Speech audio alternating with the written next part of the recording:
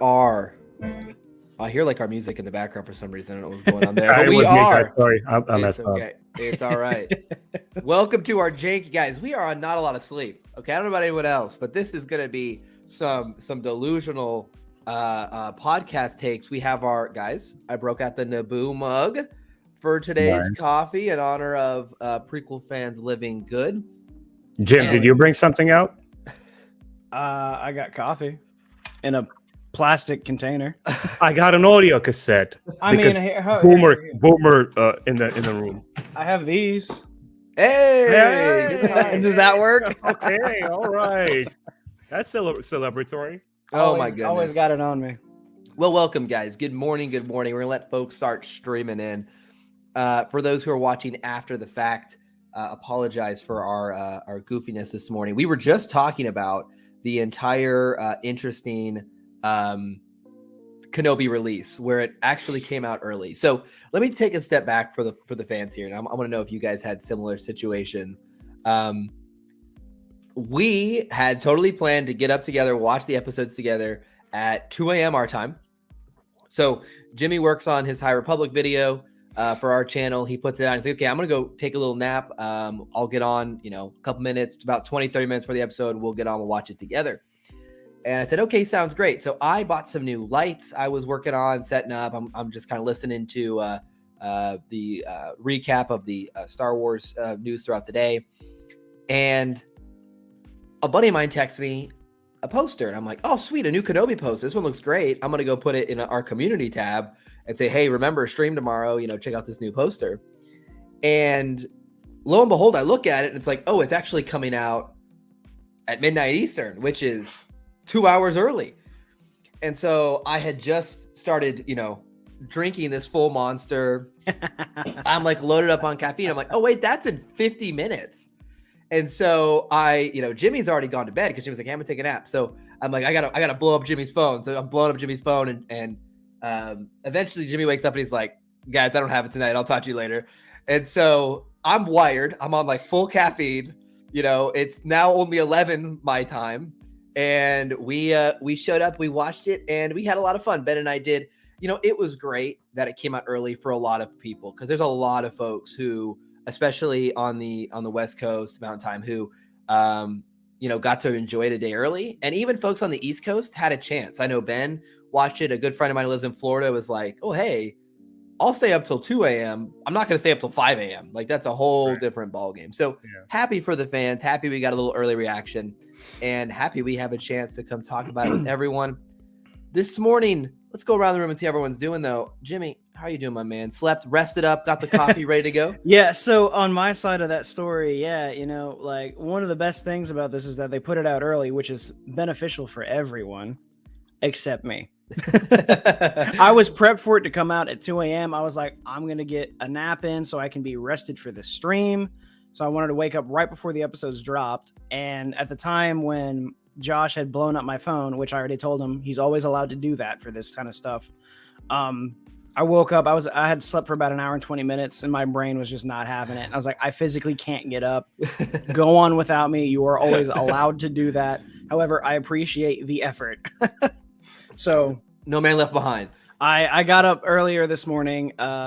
Gail and I watched the first episode together. She went to work. I watched the second episode. I'm going to watch the second episode again with her when she gets off work. Yeah. But it was a good time and I'm rested. I have coffee. We are here. And once again, it's always a good time to be a Star Wars fan. It is indeed. Ben, I know how you did last night. You're on the East Coast, though, a little bit later for you. How are you doing this morning? I'm great, man. I'm excited that we got to see together. And to be honest with you, I went into the show, you guys know, like with moderated reservations. Like, okay, let's see what this is. But to me, I'll be honest, the added bonus, the experience was that we saw it together and the conversation that we got to have after. It's a very rare experience that you have even with friends because everybody's busy. Everybody's like, hey, I saw my Star Wars. It's back to work now. It's back to normal, right? Mm-hmm. Things quickly cool off and you're about your business and you don't really get to sit down and really, really have that passionate talk about what you enjoy the most in life, right? And something that we hope to do here. And for all of you guys who are watching, will hopefully join us. We'll hopefully ask your questions, share your experiences. I'll interact with a lot of you in the chat. But this is part of the experience as Josh related to me yesterday. We're kind of like homing in on thoughts that both of us share. We're just voicing them together. Part of Star Wars experience, it's not just sitting in front of the screen and interacting with the content. It's a culture of it. It's like when you're into heavy metal, it's not just a matter of going to the concert. It's like, hey, I got the new jacket. You know, oh my God, have you heard about this new album? I want to talk with my friends about it. By the way, I play guitar. Oh my God, I met this wonderful girl. She plays guitar too. You know what I mean? It's the culture. Absolutely. Of it. Right. Absolutely. And this is what I think is going to be fun today, like sharing in the moment. And I'm going to hop onto your point in a second. First, I want to answer Jordan's question. Jordan, we are probably not going to talk about the High Republic, at least early on. We might at the end kind of have our thoughts. Jimmy put out a breakdown of the announcements yesterday. We have a High Republic video that is out now that covers everything that was announced. You can check that out. And we also made the point in that video to say, if you want us to talk about that in more detail, let us know. We will most certainly probably talk about that next week on stream. Yes, no, maybe so. I was going to say, I know a lot of fans like to hear us just talk. Like, you know, they like to hear the announcement. They like to interact and talk about it. So expect it on next week's stream. If something changes, Jimmy and I might 13 new books announced. So. Oh my gosh! Yeah. If you want our quick thoughts, that was really exciting. Probably one of the. I was surprised by that panel held nothing back. It did, and they streamed it. Thank you. They streamed it for the fans. So great news there. But we will give our opinions, even if Jimmy and I just make a video on Sunday chatting for 30 minutes, recapping all the announcements. We will do that, just having fun. So. Thank you guys for being here, though. I love what Ben said. It segues perfectly into something that I talked to him about last night, which is this week, as we move into our discussion now about Kenobi. The reason I have so much fun, I took the day off work today. It's a 4-day weekend for me. I am completely pumped up. I'm loving it. And I told Ben about this last night. We totally had some good conversation here, is that this week in Star Wars is a perfect example of why I love Star Wars. To me, it's very much a cultural thing. It's very much a group phenomenon where we're all getting hyped about announcements. We're all watching trailers. We're staying up till 2 a.m. watching shows together. That to me is so much of the fun. That is so much of why I love Star Wars.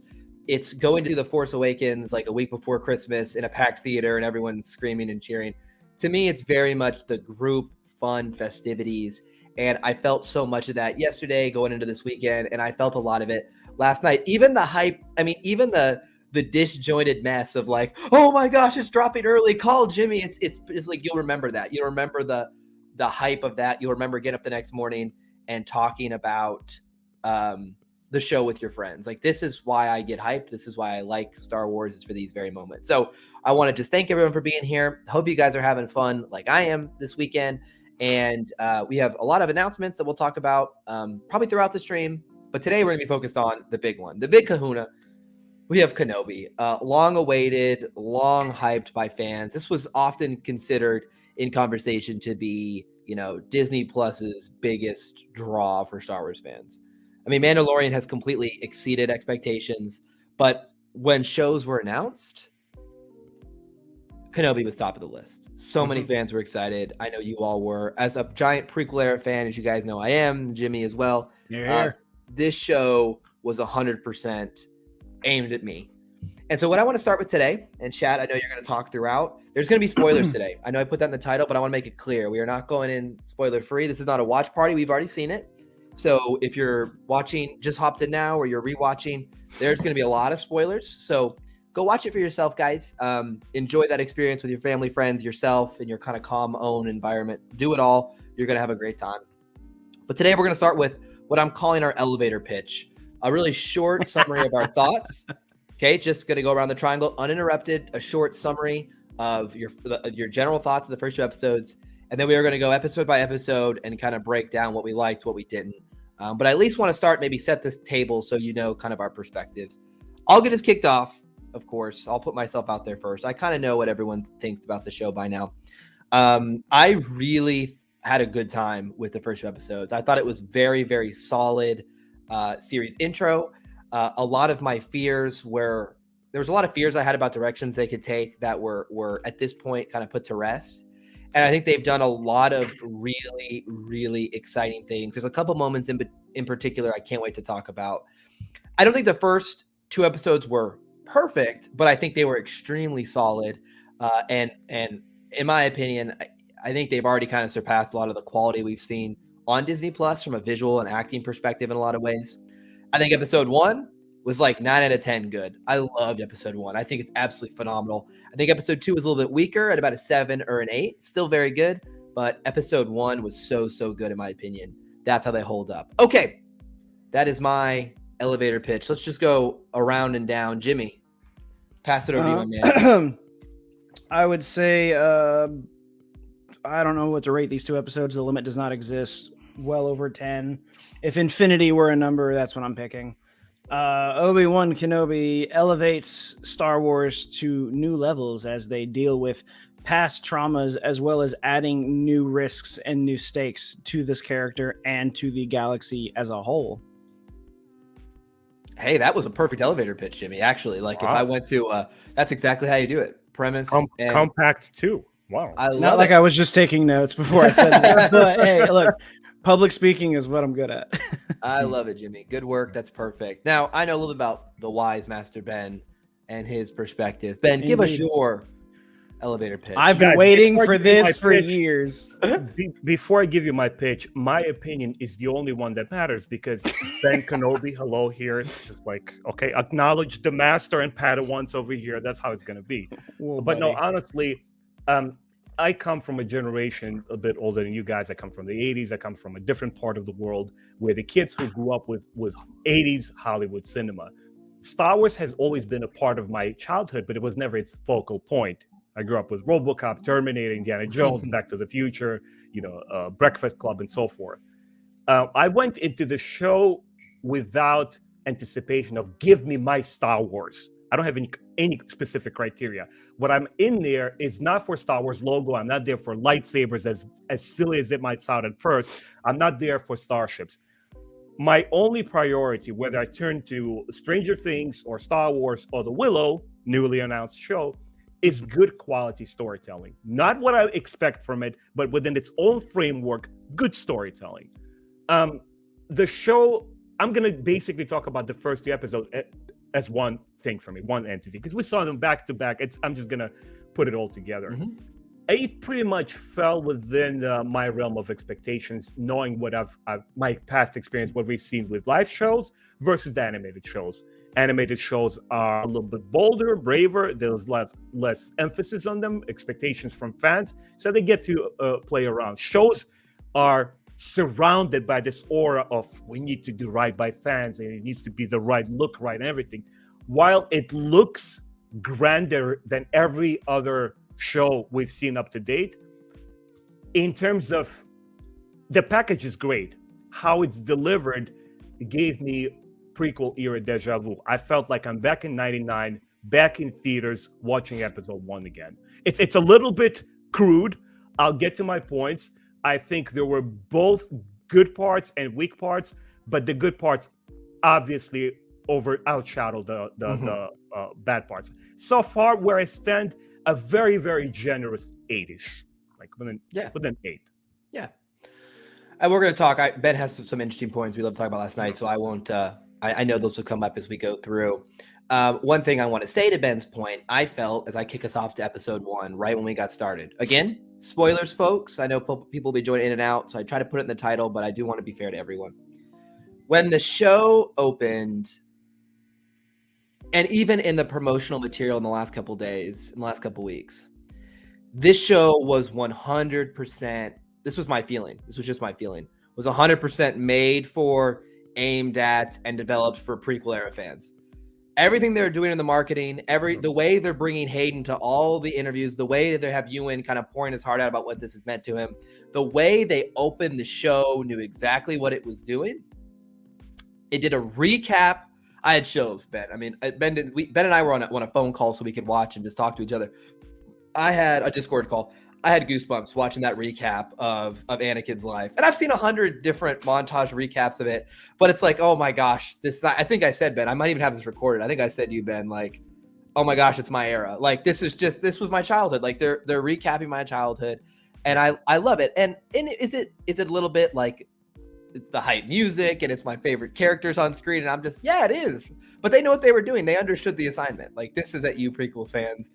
We're just going all in. And then the true show opening. Hey, Prequels fans, we're still here for you. It's an Order 66 opening, right? And we'll talk about the significance because I think everyone kind of understands what that opening was by now. But absolutely awesome opening music, opening scene. It's like, okay, this is a prequel era show. That's literally what I said. Like, this is the prequels. This is just an extension of my prequels. But as the show went on, I found a lot personally of segues in to the original trilogy. And I said this to Ben, and Ben and I might disagree, and that's okay. I felt the show did several things that actually strengthened A New Hope for me in some subtle ways. I was like, okay, this is what I've been predicting for a while. I was like, they could do some things that made because guys, let's call it what it is. The prequels don't exactly line up with the original trilogy. The ending of Revenge of the Sith does not perfectly segue into A New Hope. I don't know why we pretend like it does. Mm-hmm. It's not true. But I'm starting to see things like, okay, now I see how Obi-Wan could have been more like this when he was, old Ben. Oh, now I see like how the galaxy could have actually gone this way. It's starting to click for me in a number of ways. So for prequel fans, it was made for us. Let's call it what it is. It was made for us. And I just wanted to call that something out. I would say that it definitely, I felt that it's being marketed as an in-between show that is actually trying to merge two generations of fans, the prequel and original fans. And it actually, I felt that there were enough scenes in both episodes to do it, actually, to accomplish it. And I did feel at one point, obviously we'll get to it, but Lars Owens, where I felt at home. I felt like a 6-year-old. I'm like, it has that moment in there. Let's start with the pros. So I'm going to do this a little bit maybe different than we've done in the past, because we're just going to go all over the place, because that's how I am. I love to talk, and then it spawns ideas, and we like to talk about it. So forgive us as we stay a little loose, but I'm going to keep it maybe intentionally loose here. I want to talk with some of we're positive guys here. I want to start with some of our favorite moments of episode 1. What, when you were watching, really clicked? I will say one small one, because I just had a nice little monologue there, and then I pass it over to Jimmy. So this is a small one. I don't think it requires a ton of conversation. The visuals and the score I thought were phenomenal. I thought they absolutely nailed that. The budget looked appropriate. It looked far superior to the CGI I've seen most recently in Moon Knight, to the stuff I've seen in the She-Hulk trailers. I feel like they put a lot of time into this, and I was very, very pleased. It felt movie-esque in certain visuals, and that I think was very important. I'm very thankful they did that. That's the first immediate thing I really liked about the show. Jimmy, over to you.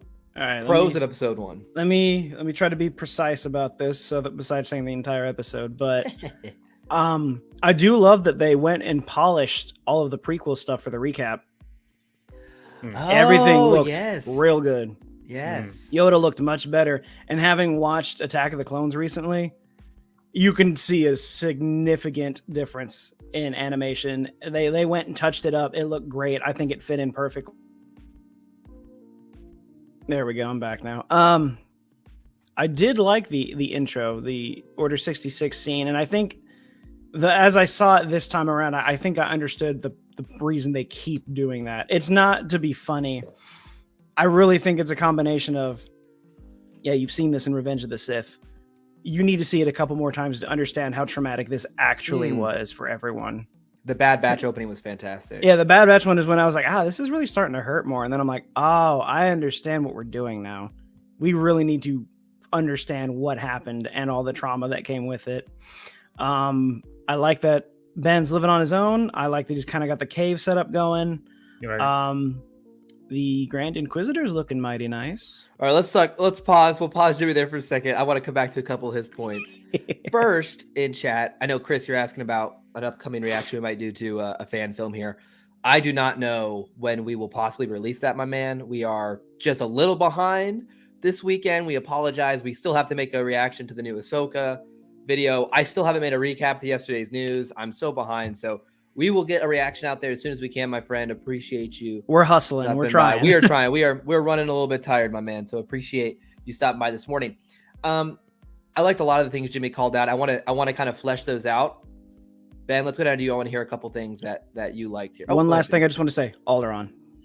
Yes. Alderaan. That was it. Yes. So good. All right, Ben. So first and foremost, the obvious, it looked absolutely phenomenal. There's not a single thing in there, especially considering the fact that it's not a full feature film. It's a show. Phenomenal. Even the what are they, dewbacks? The creature that he's riding from Phantom Menace. Even the creature CGI looked insanely good. The green bird thing. Yeah. Why do I forget that thing's name? Yeah, all the whatever time? it is. Yeah. Every time you see Ewan McGregor on screen, it's gold. Every time he channels, he is my anchor into the show. Everything with Lars Owen, gold. Yes. It just stands out. It's just my main gripe with when we're gonna get into problematic parts is that I want every minute, every second of the show to be this good. Leia, man, they caught it. They caught it lovely. It's just, and Alderaan, just to kind of like spin what Jimmy is saying there. Yeah, once again, I'm coming from a creative background, being an artist, and looking at it and saying, "Oh my God, this is so Ralph McQuarrie. This is the visual Bible of Star Wars transplanted into a modern show. And it just looks and feels right." And something that I really, really hoped to see in the show, because I'm personally a huge fan, and the way that this character was presented, not as a grand reveal or big surprise, but casually walked into the story and was organic part of it, is Bail Organa. I mean, when I saw my boy Jimmy Smits. Jimmy, I'm just so happy. Like, you can't do it without him. He has to. True. Such so a those good things, point. these moments in there, which tie it all together to me, and I have to like roll up my jaded parts in there and just toss them out the window and say, no. The positives far outweigh the negatives. Like, so those are the strong moments. So I jotted down a number of those notes that I have things I want to talk about. So let's start with Alderaan. And I will tie the Organas into that as the Alderaan scenes. I want to give major props, whether you love the episode or not. I want to give absolute 100% props to the marketing team for not showing us, resisting the urge to show young Leia and Alderaan. Thank you. Thank you for not having to show us exactly where the show is going. I find the new Thor trailer, I thought was absolutely phenomenal, but I tweeted this. I think they also showed me so many segments of the movie that when I'm in theater, I'm going to be able to tell, like, well, I haven't seen that scene yet when they're fighting in black and white. No, that's coming up here pretty soon. Oh, is that Valkyrie holding Zeus's lightning bolt? Guess I know what happens to him. Like, I hate when they do that, and I understand why. That trailer was hype as hell. I was like, woo, but like, I know so much. These Kenobi trailers, I was often very complimentary of because I felt like they showed so little. They kept showing like the same 5 scenes. Everything but the Tower Inquisitorius, we have now seen. Everything from the trailers I have now seen in the show, which means we have 4 episodes. The only thing I know to expect is the Inquisitorius Tower, right? And that is amazing. Thank you for holding Alderaan back. Thank you for letting me see that last night and be surprised, because you enhanced my viewing experience. You gave me something unexpected that was super rewarding. So I want to give like major applause, and it's just a personal thing. I want to give major applause to the marketing team. Thank you for keeping that secret. I really and that's the cool thing, because I saw someone like on Twitter like make an edit of the trailers and like, here's everything we did not see in the first 2 episodes, and I was like, nice. It is very. I just really appreciate that. I think that was really nice. But let's stay with Alderaan as a character, as a setting in the episode. I made a comment at the beginning where I said I felt like the Kenobi has already in some ways enhanced the original trilogy for me. I know that sounds really bold, but I'll tell you why. Seeing Alderaan as a living, breathing place adds a lot of weight to me when we find its inevitable fate. And you might say, Josh, how could you not understand watching that planet getting destroyed? That's a horrible, heinous act of violence, right? Of course, I've always known that. But seeing the people, seeing the world, seeing the cities, that enhances the experience. Yeah. Okay. It's one thing if a nameless planet gets blown up. It's one thing when Camino goes underwater and we're watching Bad Batch. We're all like, oh my gosh, Camino. Okay. We know people there. We've been there. We visited there. It's living and breathing.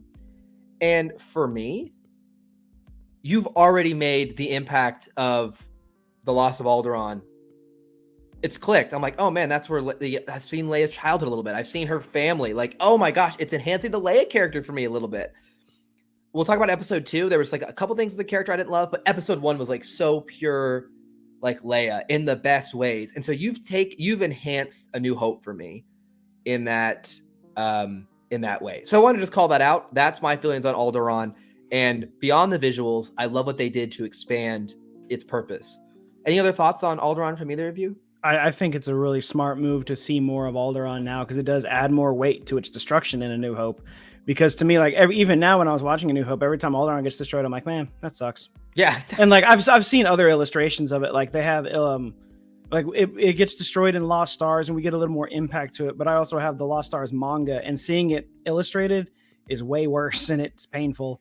But it's the kind of the same thing as like Hosnian Prime in The Force Awakens. I have no attachment to it. I'm just like, oh, that planet's gone now.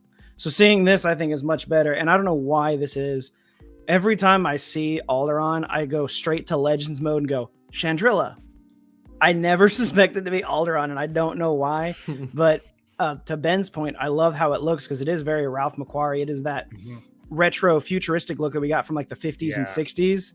And it's so cool because I look at it, I'm like, this doesn't look like Star Wars, but it is. And that's what I like about it.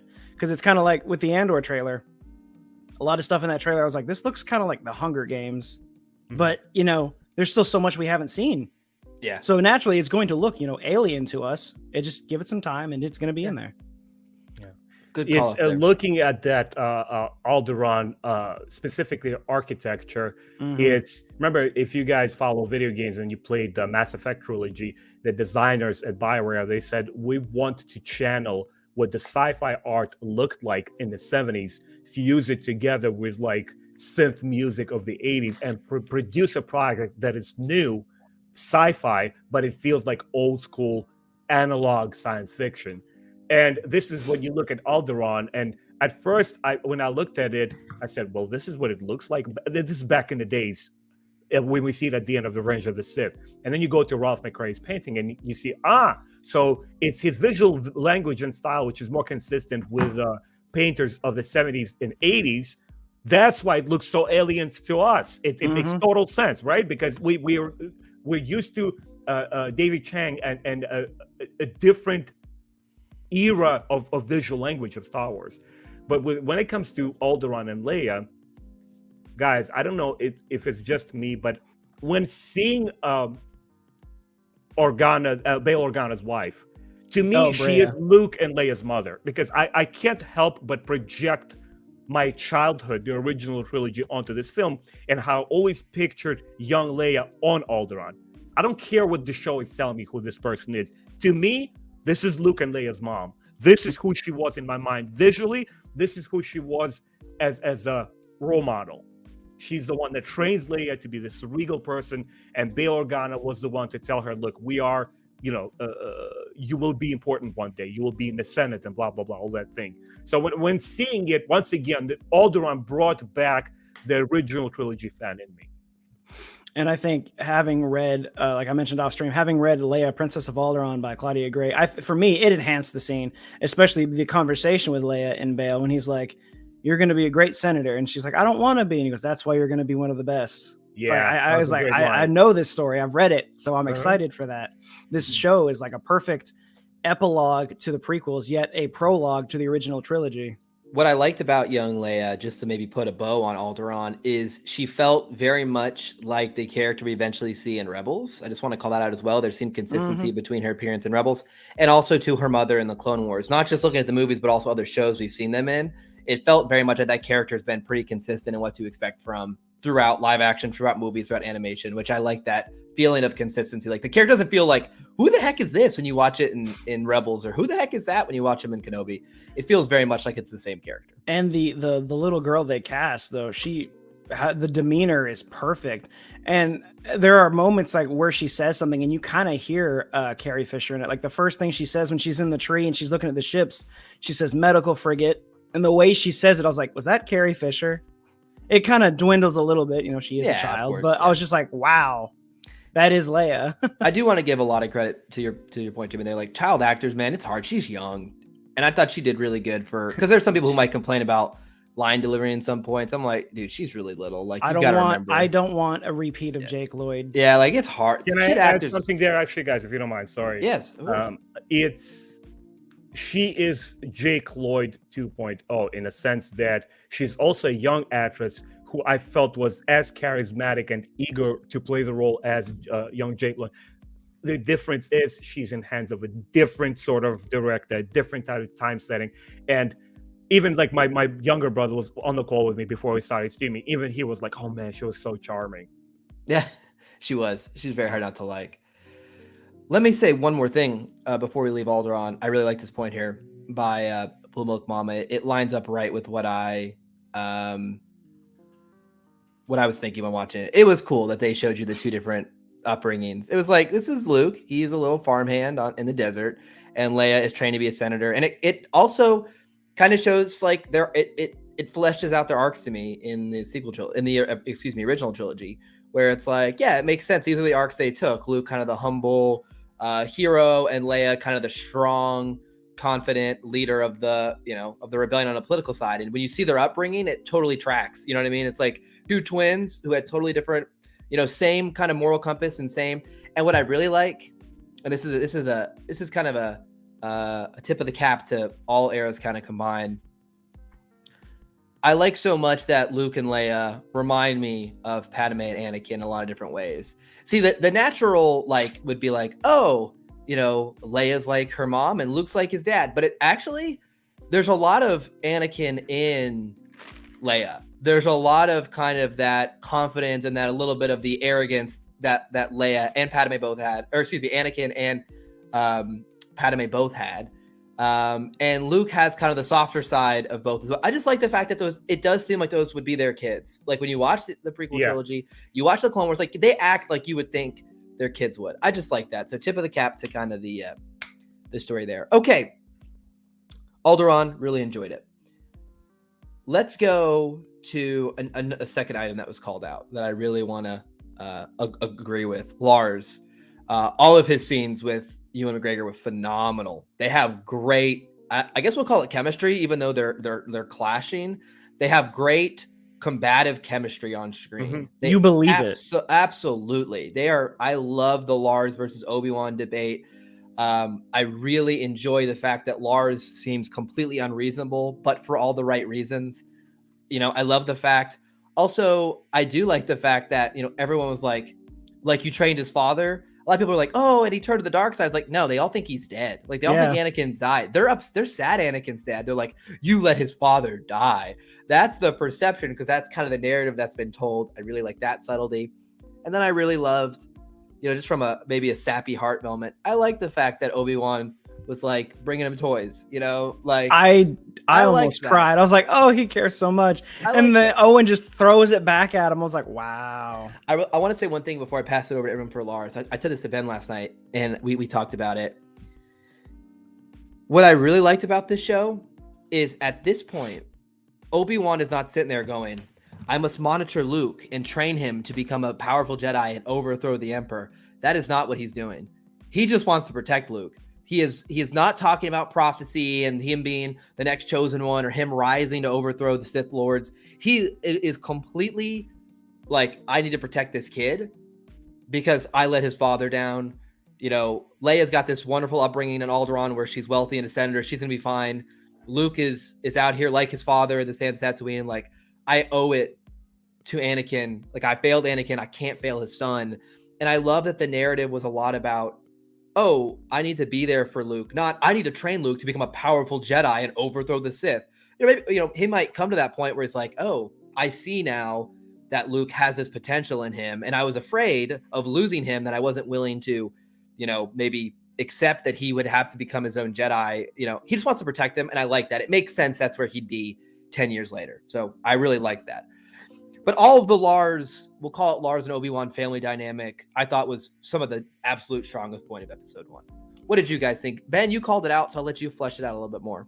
Yeah, I think so far it's the best part of both episodes, and not just in terms of content, what is there, but also how it's portrayed. It's a little bit grating and annoying to me when I go through my Star Wars live action shows, and when you have to pick and choose the parts that clearly stand out from the rest. And as you guys told you, I expressed it more than once, many times over. As much as I enjoy rewatching prequels, I see it every time. And remember how I told you before the show was gonna premiere, I told you that I will be a lot more truthful, forthcoming with my opinions as with everything else, because so much rides on the show. And just you have to be honest and talk about it honestly. And for many years, I was in denial to myself. I was trying to protect and defend my Star Wars prequels because don't crap on it. I think it's great. And then when you look at it, and once again, I come into Star Wars not because of the logo, not because of all these bells and whistles, the surface level of it. I come in for great story. And when I feel that something is not consistent, I'm going to call it out. Not because I'm jaded, not because I want to dislike it, because I clearly see it and I observe it. And why can't I have a show like an episode of Stranger Things where from the beginning of an episode to the end of the episode, everything rhymes together?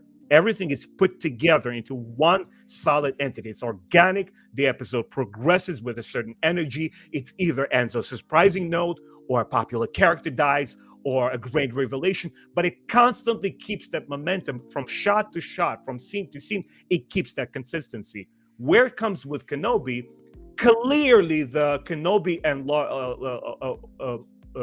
Owen Lars, that is the strongest scene out of the both episodes, because every time I hear Inquisitors talk, it goes right over my head. I'm like, whatever. When you see Lars Owen, when you see Kenobi there, wow, like you said, it channels that original era. It channels that time period in Kenobi's years where he's broken. I don't even think that he really is there to protect or train Luke. That's the story he spins to others. Inside of it, really what he's wrestling with is himself. He's a broken man. He doesn't believe in the Jedi anymore. He doesn't believe in a new hope. That is going to be the character progression. He's going to get there by the end of the show. Now, he's just a twisted, broken man. He's like a homeless dog that everybody kicks around. And Lars tells him, we don't want your help. And I love that little toy that he brings Luke, because I understand the context of it. I grew up literally like this boomer audio cassette.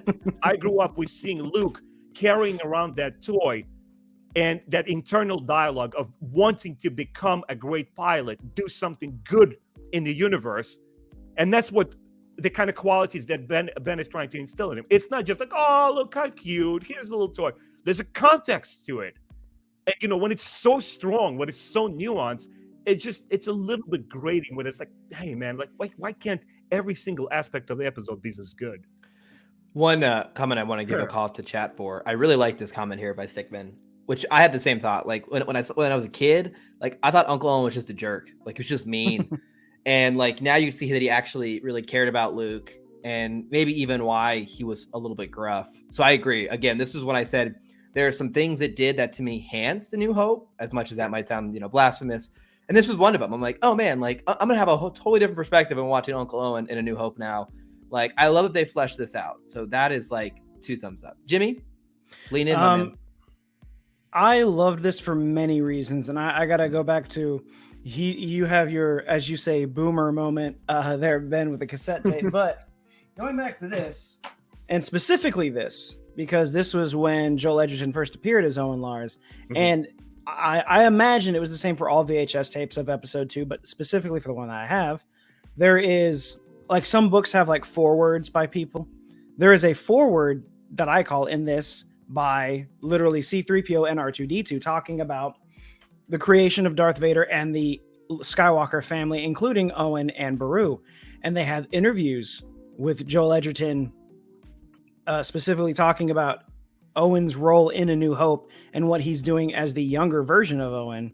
So seeing that kind of turn into the old Owen now in Kenobi is fantastic, because he hasn't lost any of it. I'm back. He hasn't lost any of that. He's still there, and he's still wanting to just take care of Luke, and he hates Ben for killing the only extended family he had, because the second Anakin showed up, he's like, I guess I'm your stepbrother. He was like, I will die for you. Like, he just instantly accepted him as family because, his mother took such good care of him. So it's like, why not? So now seeing him be like, Ben, you killed him. Stay away. I don't want you doing this again. Because, yeah, it's truly the same thing. I thought he was just grouchy. He's like, no, I don't want you to go to the academy. No, he's like, I need to keep you safe. And I think, because obviously they're still not going to get along, I think in the next 4 episodes, we're going to see more of what happens to make Owen much more protective of Luke and ensuring that he stays for as long as possible. So I'm very interested to see that. I want to see some Beru. I want to see that. Oh, yes. It's a good call out.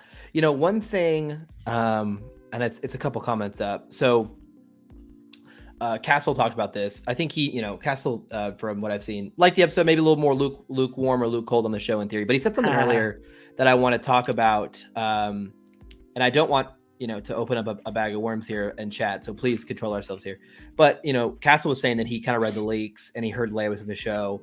And when he read it, he didn't like it. But he maybe was a little bit more appreciative of it when he saw it on screen. Like, it's still not might be his favorite thing, but it's like it worked better when I saw it play out. And that's kind of always my opinion on leaks. It's like I can't just read something and fully understand how it's going to work in the flow of a show.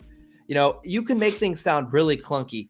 Like, okay, Thanos wants to destroy half of the universe. That's such a weird motivation. But when you see the delivery and the power, like, sometimes that's just my personal opinion. That's why I don't read spoilers. I'm like, I'm setting myself up to like read it, set up the whole scene in my mind and not see how they actually do it. And I'm worried it'll affect myself. So just a note there, I wanted to call out. Thank you for sharing that, Castle. One more pro on episode 1 I wanted to call out before we move to some maybe more debatable or maybe weaker points. Was Broken Kenobi is just the theme I wrote down. We've referenced it throughout.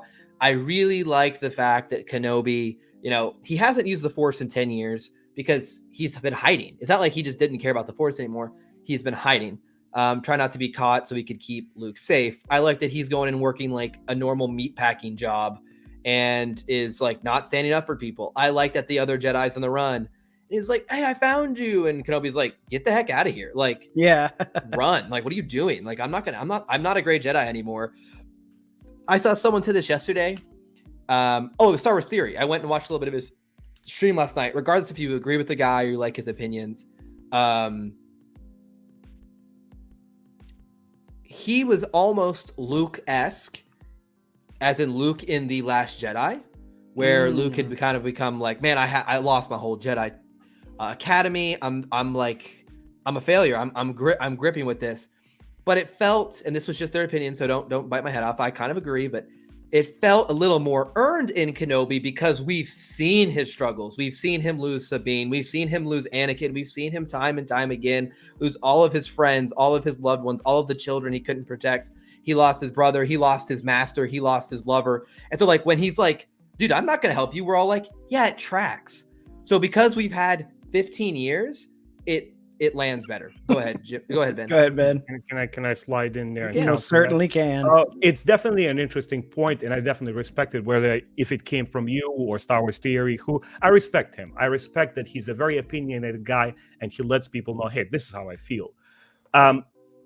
Episode 4, A New Hope, the Star Wars movie that made Star Wars what it is today.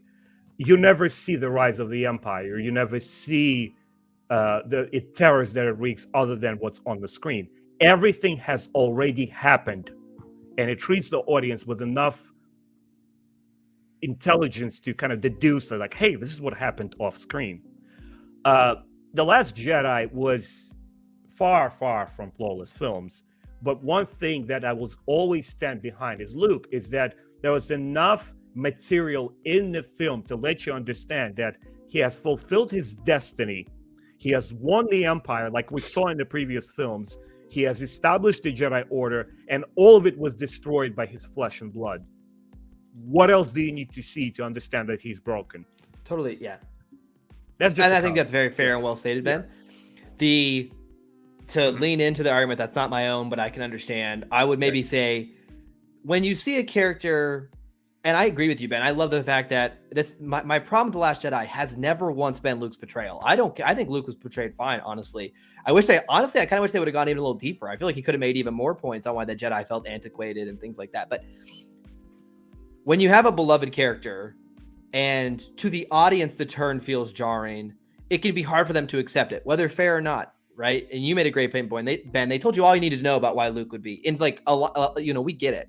But there's something maybe arguably more impactful of really seeing it and seeing what Obi-Wan went through does, I think, allow fans to quicker just accept it. Like, yeah, of course he would. Like some fans, Mark Hamill talked about it. Like when I read Luke, I was like, oh, that's not my Luke. How could I?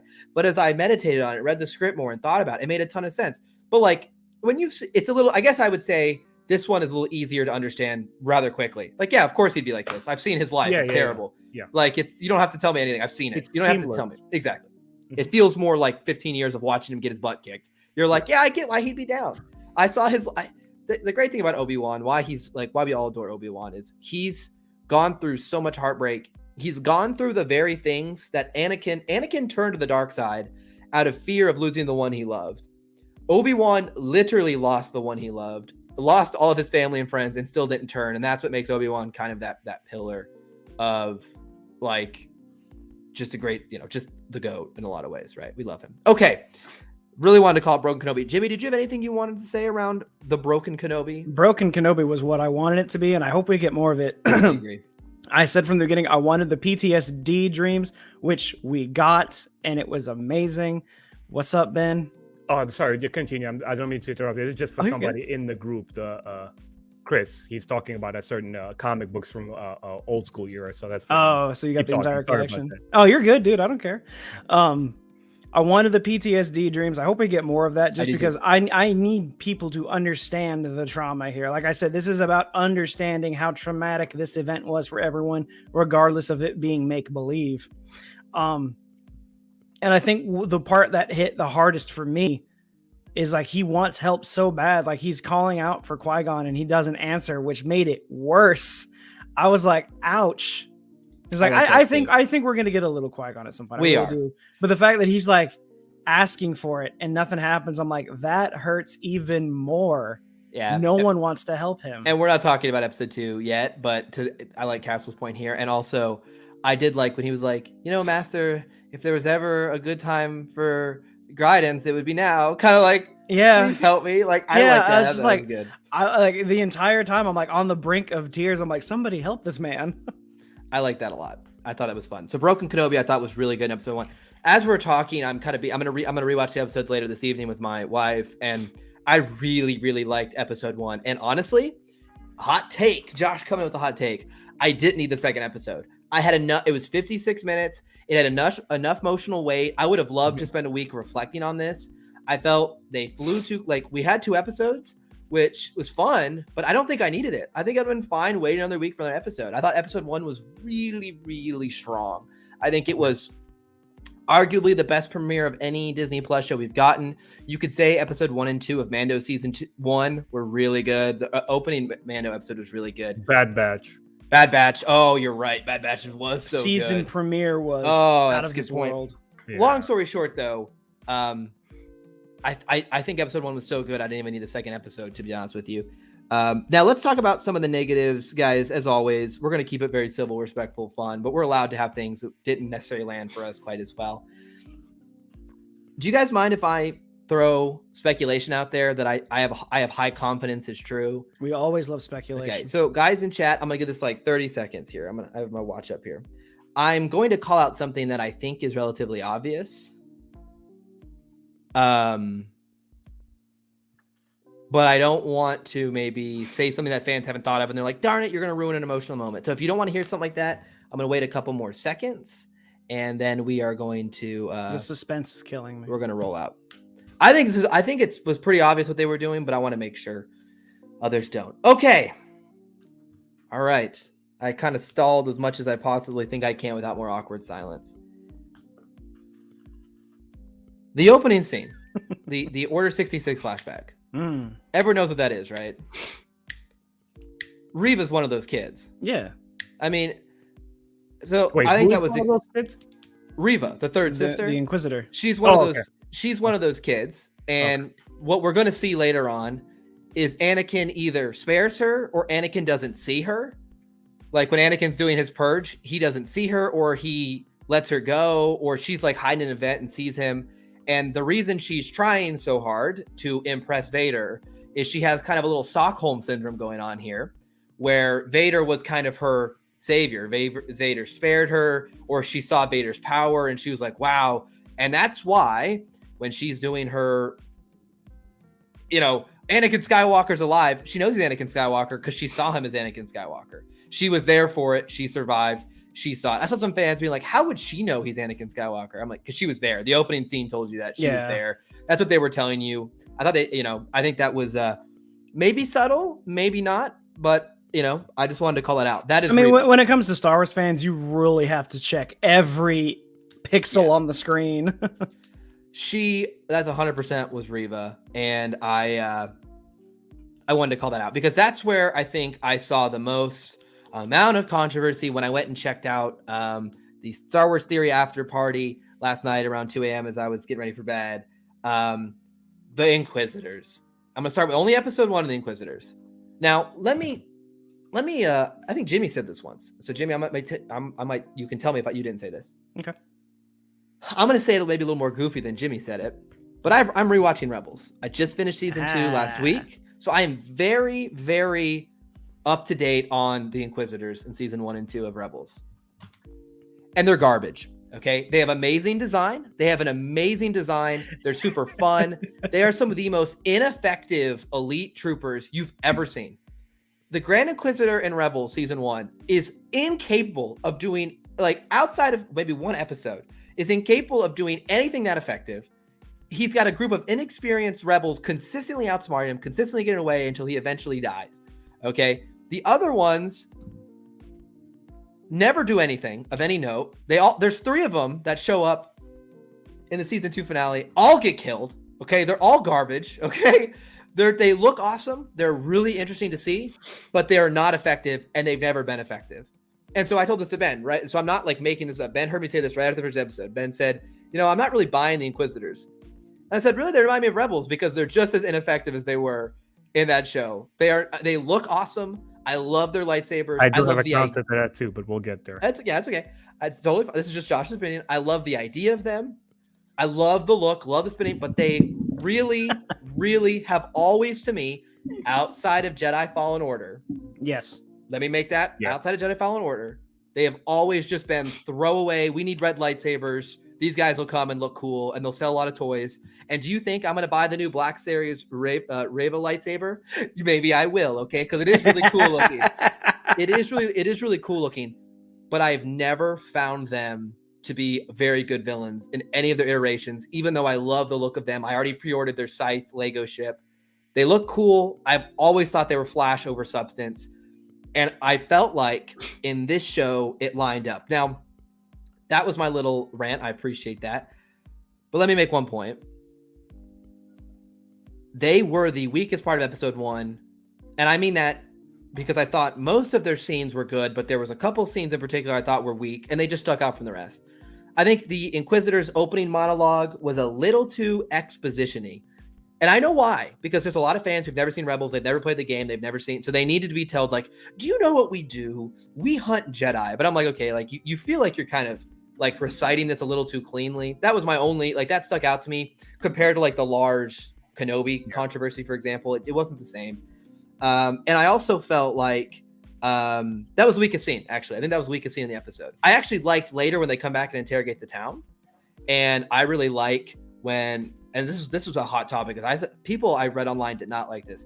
I liked when Reva was like overcompensatingly trying to be like intimidating, and she's like cutting the dude's arm off, and they're like, "What are you doing? Like, take a chill pill." I like that a little bit because it's a loose cannon. I like that they showed that.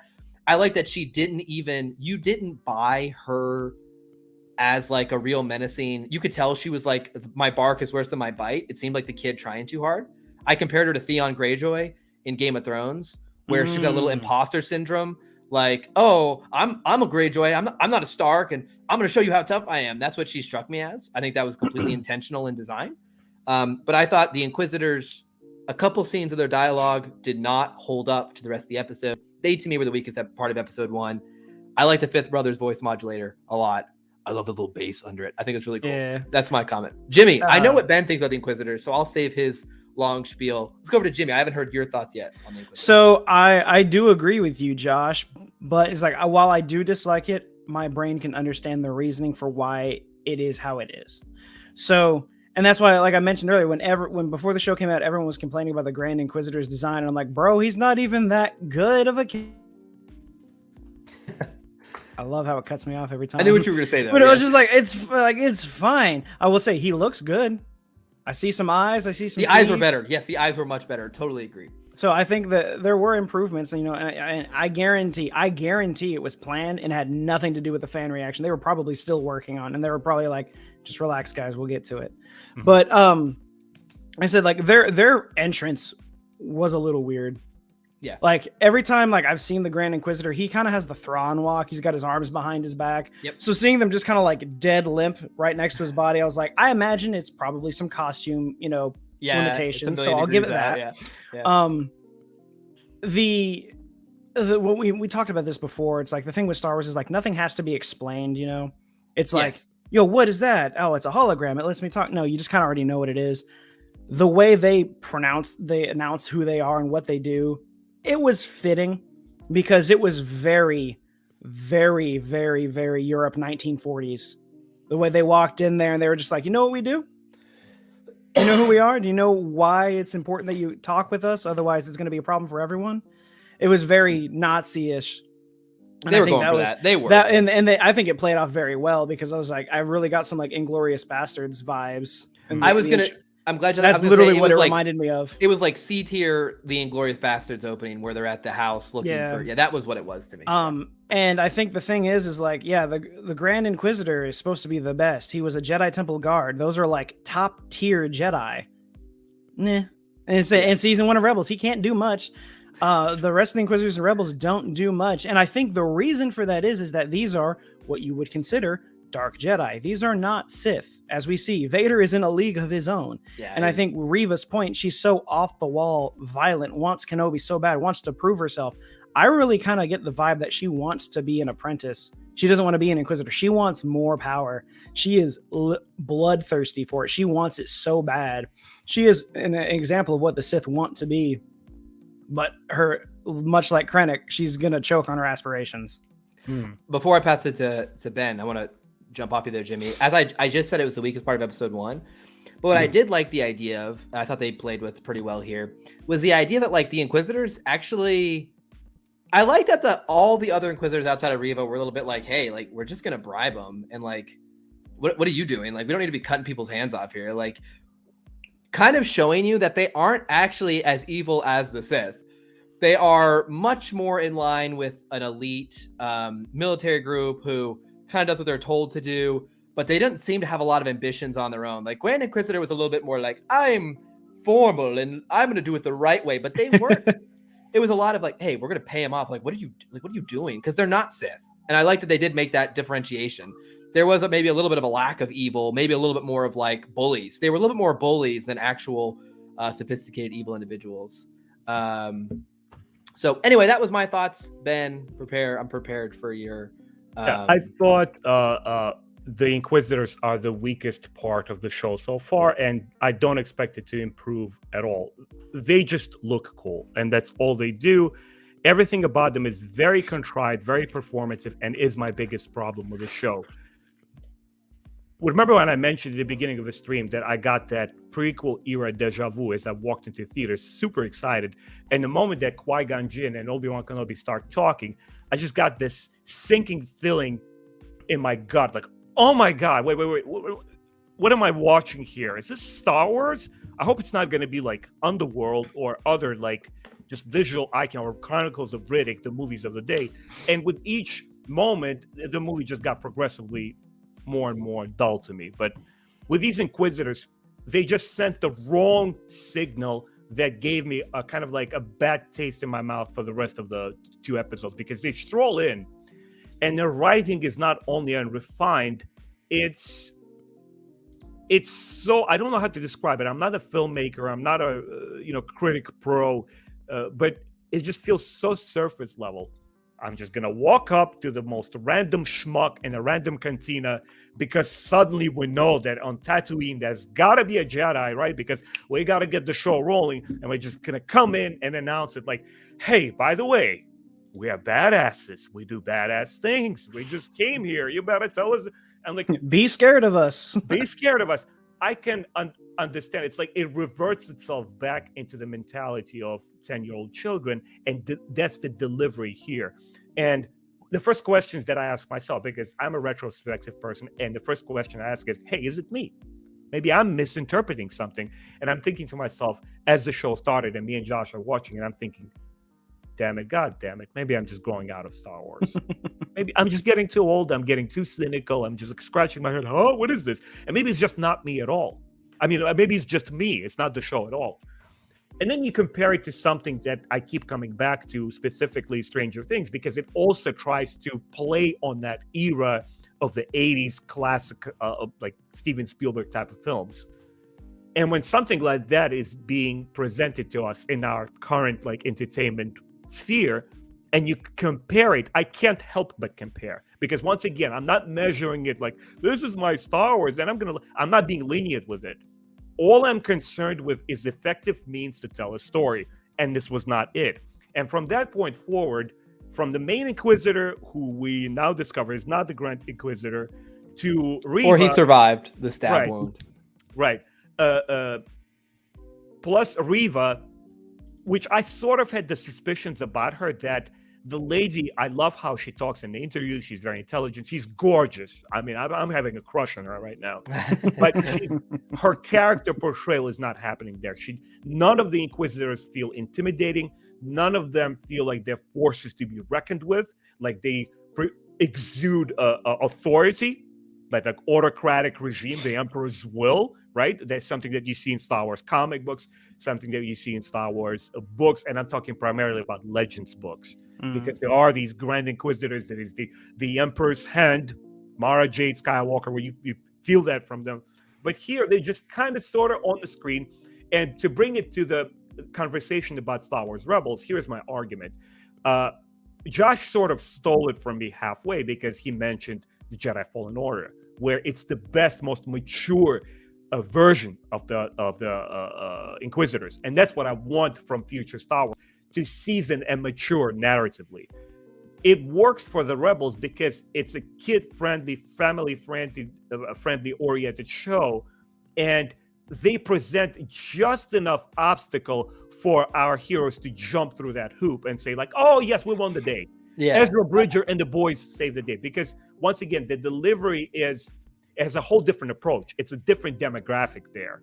And when you see Ezra Bridger running away from that station, like, oh my God, and his sister is haunting him, you sure as hell she's a lot more intimidating than they are in this show. Because now it's a whole different stake when you're going from animation into live action. I don't care if it's a family-oriented Disney Channel. I don't care if it has like whatever rating. It needs to elevate itself because the stakes are higher, because this is live action. And this is specifically Kenobi show that all three of us agreed we're going to measure it with a completely different ruler because, expectations are high. Yeah. So for me, hopefully there'll be something in there, maybe Vader, that brings it home in terms of something that we also didn't have in the sequels, where a lack of villainy that feels really villainous, that you're afraid of. And Inquisitors are not, they're just not there. Like, oh, by the way, you're going to tell me what to... Okay, all right. Yeah, I feel like the Inquisitors... I want something that's owned to me. She's saying things, but it's not organic. Yeah, I feel like it really is just like, we have just as much authority as everyone else. You should listen to us. But I feel like, Vader is very much the dad, and the Inquisitors are very much the, don't play with your food kind of thing. Because that's what they do. Like, even when they find the Jedi and he like runs off, they like really don't make an effort. And I'm like, okay. And sorry guys, just to cut in once more, that obligatory parkour scene is so 2010s. And it's episode 2, man. Don't jump the gun yet. Tone deaf, like you can't really graduate from that and give us another innovative scene. Look at the Daredevil's hallway scene. It is so simple, and it's so memorable. This is one point, guys, where Star Wars, I believe, is so iconic when people don't remember it as Star Wars fans, but people remember it as casual film audience in general. I'm going to say something blasphemous here, and you guys are both welcome to shred me for it. But first, let me just wait for this to pass. Let me wait for the ambulance that was literally perfect timing. The world that was was like, Disney, Ben, shut him be up, quiet, shut him don't up. say anything. They had to call the police on Ben. Guys, let me just state something that, and please feel to disagree with me. And obviously, you're both my friends. I don't mean to offend anyone. No. My argument is that most of fans who revere and talk about Star Wars prequels are Star Wars fans. That's one prerequisite. It's something you come into. It's part of my childhood. It's part of my universe. It's something that I love. I'm not so sure that people outside of realm of Star Wars fans, like in film schools or film critics, remember Star Wars prequels for its cinematic prowess. I would argue that most people who remember it are its fans who just love the story of it, that love what it represents, what it stands for in their lives, and also for the story that it was trying to tell with fallen Anakin. Whereas the original Star Wars saga was a part of its day, a part of this wave of blockbuster Hollywood entertainment flicks. Don't get me wrong, don't get it twisted. That's exactly what it was. But those films also, just like Indiana Jones, just like Back to the Future, they went beyond being just blockbuster movies. They were so masterfully crafted because that environment of bold and innovative and risky filmmakers was around. And now everything is a little bit more, it needs to be safe, it needs to be controlled because it needs to succeed, because Disney Plus needs to get its revenue, needs to continue. And it's just that doesn't have that same tension or risk-taking in it. So as we move on to, because we're going to have to, I think, transition to episode 2 to talk about some other things. Right. I did want to take a short intermission and show you guys. These just dropped a couple seconds ago. So let me go ahead and pull this out. Something new? Not huge, just they did character posters for every character in the same style. So I love Inquisitor. Yeah, it's a cool style. Fifth Brother. That's pretty cool. It's cool. So anyway, just something fun for you guys. It is still Star Wars Celebration Day, so I expect we're going to get more and more news throughout the weekend. So if anything crazy happens, I will be sure to jump on and talk about that. Episode 2. Episode 2. As I said, I was totally like, if I didn't watch another episode last night, I'd have been perfect. Like, I didn't need a second episode because I thought the first one was so fine. But we were given a second episode. There's some pros and cons with that. Pro number 1 is we get to see a longer premiere and have more time with the character in the world. The con is there's only 4 more weeks to Kenobi. The con is we have less time to prep for these shows. That's true. And there's only 4 more weeks. That means the show's done in about a month, which is, hey, if it's great and perfect, I don't care if it's only 4 more weeks, but just one thing to call out there. So episode 2, a lot of the same positives stuck through to me. The broken Kenobi, the continued kind of internal struggle on what to do. I like the fear of Kenobi a lot in this episode. The fact that he seemed, afraid to go after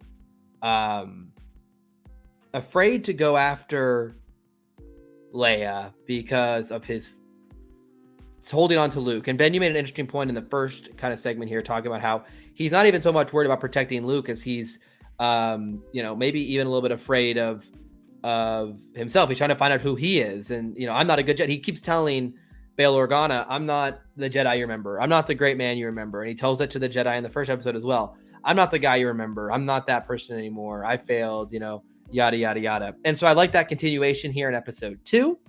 Episode was definitely more plot driven, to say the least. I thought it was action. Cool. Action driven, I should say, to say the least. There was a lot of action on the screen, and we'll talk about it. I told Ben this real time watch episode last night. It reminded me of a Clone Wars episode where like the character went on a hostage mission. He, had to sneak in and things go awry. And so they have to do a daring escape. It reminded me very much of that kind of show. Let me call it, I think, some of my favorite moments, and then I'll pass around to you guys. Absolutely love Anakin's realization. I like Kenobi's realization that Anakin is still alive. I thought that was done really cool. And I love the last shot of Anakin in his vat of Bacta. As I told Ben, it's so great they brought back Hayden for that because they didn't have to. They really didn't. I mean, they could have hired anyone and put makeup on it. They did that in Rogue One. They didn't show any sort of Hayden in there. And they went through the time to bring him back because they knew how important Hayden and Ewan's chemistry was to prequel fans. So I'm very happy they did that. And I like that they're really playing into that. They're playing into the heartbreak of Kenobi realizing, oh my gosh, Anakin's still alive. That to me was the best moment of the episode. Also really enjoyed the visuals this episode as far as the city was concerned. The planet I thought really was cool. Ben, it reminded me of that canceled Underworld show that we talked about that George had wanted to do. What was it called? Dio? Yes, the planet's called like Dayu, I think. Yeah. Okay. I really liked the look of it. It did have very Hong Kong vibes. It was very cool. So very much liked that a lot. The episode, before I go into weaknesses, I'll pass it around. I thought the episode was not as good as the first. It was a little bit shorter, a little more action driven, which I find as I'm getting older are not as interesting to me. Maybe I'm just becoming an old man like Ben. I like the more plot driven with like one true amazing. I'm expecting the Vader versus Kenobi rematch to be the spectacle of all spectacles. I'm preparing to rip off my shirt and start swinging it over my head as they're fighting. But this one was more a lot of running, a lot of getting shot at, less my kind of type of action scene. I did like that Obi-Wan looked a little bit rusty, as he should be. He should not be like, oh, I haven't used the Force in 10 years. I'm like force throwing people, busting out my lightsaber. He's still trying to use a gun beforehand. So I liked a lot of that consistency with the character. Jimmy, episode 2, what worked for you? I enjoyed it. I thought it was fun. I'm going to hold all of my verdicts until I've seen the whole show because, you know, they are chapters. It is much like a book. Some chapters are bland, but I want to see the whole story. Yeah. I would say moving from 1 to 2, the one thing I do like is the kidnappers that took Leia. The main one played by Flea, the bassist for the Red Hot Chili Peppers. Yeah. That was awesome because Yeah. you know he's done a few movies before and he always plays like the same role. It's this in Kenobi and it's Needles in Back to the Future. It just I love like the roles he plays are so slimy and it makes me happy because I love that band. I thought the location was good and I think this is a reasonable concept to use to get him off Tatooine because everyone's like, well, he can't leave Tatooine. He has to go out. He has to watch after Luke. What would cause him to leave? And much like I said in our predictions, I'm never going to guess what happens. I would not have guessed that this would be the plot, but it makes sense. What other reason would he have to leave than going after the other very important person in the galaxy right now? Yeah. That and Bale's like, bro, don't do me like this. Excellent points. You're absolutely right. It was a very pleasant surprise and a genuine surprise at that. Because once again, the young lady who's portraying Leia, oh man, she's so sweet. She kills it. She kills it with a little bravados, like the confidence, the cockiness. Also, really loved the clone trooper. Yeah. Oh yeah, that was stressful. 501st. That was I would say that. Again, Jim, I want to tip the hat off to you for a very, very important observation that you make. Look, these are just chapters. We're just kicking it around, having fun with it. It's obviously probably not going to deviate from the established kind of like formula that it's going for and the filming and everything. It's solid. It's already made. So all we can do is react to it. But it's very important to get to the end of it. Right. And I'm pretty sure all of us will revise our opinions. That's what we are as fans. That's what we do. We're not rock solid. We're not here to represent Disney or Fandom Menace, but ourselves. And like, I think it's a trait of maturity when you can revise your opinion and say, hey, you know what? I was wrong here. Even I'm doing it even from yesterday. I'm like, I'm toned down a little bit. I know myself as an opinionated person. I have to cool off after the first week of hype and kind of like settle in. I thought when I saw the Force Awakens, it was amazing, immaculate. And I had to tone my score down a little bit, down to like 8 or something. You know, it happens. But once again, with episode 2, the good far outweighs the negative. My biggest gripe with it, my biggest negative is everything involving the Inquisitors. And it's a shame because they're the greatest opposing force at this point. You have nothing else to kind of like antagonize Kenobi but the Inquisitors. I do enjoy this kind of like a Ronin aspect of him. For those of you guys who may not be familiar, a Ronin is a masterless samurai, which is basically a shame for a samurai because his job as a samurai is to serve his lord, but also serve his people, serve his society, be in service of others. And if you're not fulfilling that part of your life, you feel it's a waste. And now he's here traversing the galaxy. He's out there. He's called out to rescue Leia, and I like that. But what's the component, once again, that is missing when Deborah Chow and Dave Filoni and everyone else mentions that they're students of Akira Kurosawa film, it's so surface level because Akira Kurosawa films go far beyond a great establishing shot or great, positioning here or camera work there. It's the psyche of people that he gets into and gets on screen in a masterful way that it's hardly right. When Dave Filoni did the duel between Obi-Wan Kenobi and Darth Maul, that is channeling Kurosawa. And it's not just visual stuff. It's intellectual, ideological aspect of in Rebels. In Rebels. Here, what leads me to continue enjoying the show is Kenobi, is Ewan McGregor. He's on this quest, and like Jim mentioned, it's a very, very valid reason for him to get off the planet. It makes all the sense in the world why Leia would be kidnapped, because if you're let me put myself in the position of an original fan purist. Well, we didn't see this in the movies or hinted in the books. This is garbage. It's bad. Leia kidnapped. Come on, man. Yeah, she's royalty, dude. people know who she is. People want to Yeah. influence Bail Organa's family's decision, maybe in the affairs of Senate. Maybe it's even connected somehow to the Emperor himself, where he's working through. And to lean in with you, I just want to call this out because you kind of open an entryway here. In the Clone Wars, they did a lot where the senators would try to be influenced by being captured or abducted. Exactly. And so it also makes a bunch of sense because Bail is a known, not Emperor sympathizer. He was a big name in the Old Republic. Everyone knows he was close to the Jedi. Everyone would know to go after him, to intimidate him. It's not even remotely surprising. So I want to lean into that. Yeah, maybe Emperor at this point is playing the facade of like, oh, no, I'm just going to be a regal and just emperor, and I listen to my senators and everything. That's why we don't see Bail Organa's head being just cut off, chopping block just yet, right? But it made sense why she's kidnapped. And what works best for this episode is the storytelling aspect of it in regards to Kenobi and little Leia. When we see Vader at the end of there, once again, I get into that prequel territory where things are getting a little bit contrived. Once again, I mentioned that little obligatory parkour with Reva, and she's jumping around. Even when Kenobi's already settled, he's talking to her. Why are you still jumping around, dude? Like, come on.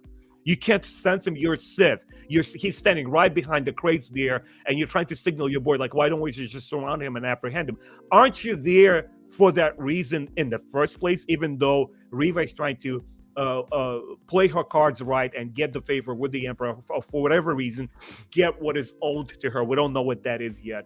But they're just not behaving in a manner that is consistent with effective unit working together. Like Jim, like you said, the garbage.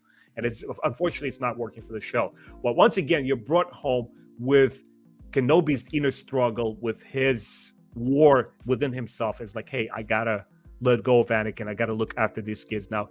I need to look forward to building that new hope. Yep. I love that. I love that. Well said, Ben. I think, for me, episode 2 overall, again, didn't meet the episode of episode 1. What I am actually excited about, though, I really like some of the practical effects. There were some really cool creature designs in there I want to give credit to. Back to the looks. I liked a lot of the city folk. There was, Ben even laughed when there was that dino-looking bounty hunter who was like, oh, he looks like a dinosaur. Yeah, Ben literally said it like a child, like, oh, look, it's like a dinosaur guy. It was fun to see that. We had a 4 Loam. I don't know if that was really 4 Loam because he got shot several times, but it looked like 4 Loam a little bit. I'm going to say it's 4 Loam. I mean, same with everything in Star Wars. No one's really dead until you see it. And he's I mean, like, it's a droid. He can be repaired. Yeah. Still, his movements creep me out. But a couple of points I want to make for starters. I like the Ronin concept. We should all read Ronin by Emma Mieko Kandon. Great Star Wars novel. And for the Kurosawa stuff, I mean, there's still 4 episodes left. I don't know if it was for Cloud. I mean, I do believe that they're all students of that because it makes sense. So what's funny, just to tag in with you guys, I watched a bunch of the Star Wars live stream yesterday. I'm sure you guys did as well. And Dave Filoni specifically called that out yesterday in his interview. I think he talked about that being a strong influence still on his directing. So that's not like a past quote. I still think they talk about that a lot today, is my point. So probably. And I mean, it makes sense. Yeah.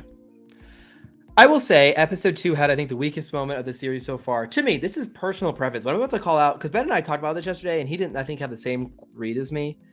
They're doing something. They did something with the Grand Inquisitor that I just didn't love, which was in the moment they've cornered Kenobi. He comes in and he's like, "Look, I don't want you to blow this," and it's like Kenobi is like within arm's distance. He's right, and there. he's like choreographing out loud his plan. It's like, "Look, I'm gonna show you how to catch." I'm like, that is so like. And again, villains in movies, in every movie of all time, do dumb things at the most inopportune moments that let the heroes get away. I'm not so silly to not know that. There's always the one thing we have to remember, and that's plot armor. Exactly. There's plot armor. I'm just telling you, like, this is just the one scene that worked the least for me was that moment where it's like, I'm now going to stand here and get in your way. Even though if he was being smart even a little bit, he'd want Reva to try to catch her, and then he would just take credit for it, get her killed or take credit. Like, that's what a real kind of condescending jerk would do. But instead he like interrupts her and starts like, I'm just like, bro, like, I like that I got you, hot take, I like that she stabbed him because that was the reasonable thing to do. And get the heck out of my way. And here's the thing about this is like, I feel like he doesn't believe her. No, I could like everyone's just like Kenobi's not here. She's No, but like, he doesn't I need literally to have him believe her. right here, and she's like, He has force abilities, right? It's like, come on, you don't have to believe her. She's right there. They feel like spoiled children and not a part of any military/Sith unit who like work like, hey, we have orders to answer to. We have to like go and report on this to Tarkin or Wolf Yularen or whoever, out there. It's like there's tears out there. Yeah, that and I think can that's act what's on showing, their because own. doesn't she make the comment to him like, because like you already failed once, didn't Yeah. she say that? So I'm wondering if like this whole thing is like I'm back. They're all secretly trying to get Kenobi, but he's like, I'm the one in charge. I'm gonna be the one that takes I the get that. credit. I get that. They're literally all fighting for the Yeah. the favor of the Emperor and Vader. Yeah, it makes total sense with the Empire. That's what you would do. Like, I don't like it, but this is the only way it kind of makes sense. No, it makes total sense. I just felt the scene itself was the weakest of that. I felt like, because he does look like he's about to do a force move or something on the box to do something, and I was actually cool with her just stabbing him, because I'm like, bro, like, first of all, the Inquisitors would like backstab each other, literally. Like in Rebels, a lot of the time they would do it, like because they wanted to gain favor with the Empire and everything. So I'm totally fine with that. I just felt like that whole scene was like, bro, like either dispatch her. Like it would have been cool if the Grand Inquisitor like would have like thrown her around and been like, "This is mine," but to come in like, "Excuse me, what are we doing here?" I'm like, okay, guys, that question doesn't to feel both of totally. you. That doesn't feel totally like it fits. Just personal preference. Yeah. Though. Just personal preference. Question ahead. to both of you, like real quick. Don't you find it a little disconcerting, like, when we talk about the prequel era where, Palpatine, he's able to hide in the Force and Jedi aren't able to see him, right? We understand the mechanics of the Force.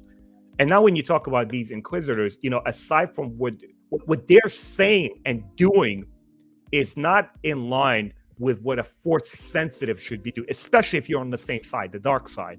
It ain't about what your eyes see or a matter of trust in this third. It's the inner sense. I love it. It's almost like picture the Darth Maul in his hunting mode, right? It's he doesn't need anyone else's output there. He's just this animal, this ferocious cat who's out there. It's like, okay, this is Ezra. He's here. I'm gonna manipulate this kid and his Sith holocron over there. There's a sense of presence of this greater force, this greater magical property that he's imbued with, that he operates from. These feel like they're completely severed from it. They're just like on screen. And by the way, we do this and that, and you have to listen. You're spazzing out. And by the like, he couldn't foresee that little stab. Like, dude, you're force sensitive. You're put in that high command for a reason. That's what I mean by juvenile writing at some point. And I feel like there's I want to say it feels like they're supposed to be that way, because they're almost like the hunters from the Deathly Hallows for Harry Potter, like just a bunch of like rogue wizards that were going after everyone for bounties. That's really what it feels like. And to your point, I think it just proves that like the Inquisitor program, there's a reason it doesn't continue, obviously. And I think it's for this right here. It just doesn't work because they're not trained properly in the ways of the Sith. They are just acting as dark Jedi. And if the Sith Force Ghost were a thing, because it's not, Darth Bane would be like, have you learned nothing? Why are there 9 of you? Well, I mean, and this goes to make that earlier point. Like, I feel like stabbing each other now, guys. Outside of Fallen Order, I felt like the Inquisitors have just always underperformed. They always are. They stink. Like, I love the look of them. I love their sabers. I love like the idea behind them, but they just are always utterly ineffective. Like, they're there more for just to Ben's point. I think it was well said by Ben. In Rebels, they served as like a villain to overcome to win the day. They were like better than like a guy with a gun. They were cooler than that. They were more of a challenge, and it required our heroes to grow to overcome these and adversaries. A little like helicopter. Yeah, which by the way, I thought for sure Reva was going to do that during. I think we're gonna get it, and you know what? I'm gonna love it. I think I'm cool with it. I don't care. I like the Inquisitor side, but for me, that was the weakest part of episode 2, easily. I think I just didn't like it. That was it. It was that one scene didn't really land for me. Over the rest, I thought the chase. Oh, the other line. Okay, old man Josh here. You guys ready? I've been very positive this morning. I've loved the first 2 episodes, especially episode 1. But I'm gonna call out a gripe. I have this with Marvel stuff too. It's not, and I told Ben this last night. It's just not just Star Wars. Do you remember how I complained about the Major Domo in Book of Boba Fett, where it felt like he would make jokes and like that didn't feel like they fit with the scene at hand. It's like that humor like doesn't really feel like it it's Star Wars humor. Like Obi-Wan has many funny moments. The Clone Wars has many funny moments. Rebels has several hilarious moments. But like there's certain times that the actors kind of like start talking like this and they start talking like we would talk. And I'm like, okay, you've kind of like you feel like you're breaking the fourth wall a little bit here with me. I think you're winking a little too much at me. And our character, I'm totally blanking on his character's name and the actor's name. Haja. Thank you. That's the character. Okay, the thank fake you. Jedi. I loved the first bit of him pretending to be a Jedi and conning people out of money. I thought that worked really well. I did not like the weakest part of both episodes to me, and this is just personal thing. I did not like, I was like, hey, actually, I feel bad about scamming people. I'm going to tell you where to go. And he like confronts Reva in the hallway like, hey, I know you're looking for me. I'm like, okay, this feels very aimed at kids, and that's okay. Star Wars is aimed at kids. But I'm like, this feels like so like tone breaking humor. That's what I look for. It's like tone breaking humor. Why would you all, after you just scammed an innocent mother and her child who were under threat of their life, you just scammed them, and you mean to tell me in 30 seconds you're like, hey, I had a change of heart. If he would have, I thought he was scamming him again, which I was like, oh, I like that. I thought he was like, no, trust me, go there, and he was like gonna have someone else looking for Kenobi there to try to get the bounty. And I was going to be like, I really like that. But it seemed to be, from our indications, that no, he just was being nice. Maybe. We don't know yet. The ship hasn't necessarily That's left. fair. That's a fair point. But I do agree. I don't mean to cut you off there, but like I think part of it is the actor, because he plays those kind of roles and everything, because that was what he was like in Eternals as well. I don't think it's personally his fault on that. I think it's just how they write. It's a little over. I think it's a little over the top to try to get Reva's attention so she doesn't just walk right past him, which she inevitably does. But it did feel, he's like, what's the bounty on me now? 2 million credits? 1 million credits? Let me make that scene better. He's funny. By the way, the actor is funny. He's very charming. Oh yeah, for sure. He's very charming. Let me make that scene better. He does that little like, oh, humor, and she just cuts his head off. See, I was expecting him to just I'd have been like against the wall and stab, like when he was like, oh, those weren't magnets, and then blade. Instead, it's like she's just like, I'm not looking for you. I'm like, Reva, you're not that stupid. You know you're getting baited. Run by him. Yeah, she was just really caught up. She's like, what is happening right now? Yeah, no, run by him. You know what he's doing. Also kill him, because that was totally out of character. That is my minor gripe. I like the first confrontation. Castle called this out here. I really like when Kenobi came in being like, oh yeah, and like immediately called him out. He just pulled a gun on him, and I was like, whoa. I like that. I like that a lot. Kenobi wasn't cool with his don't pretend to be me. Yeah, I like that a lot.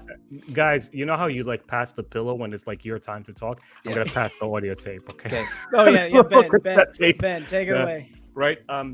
I don't know this actor.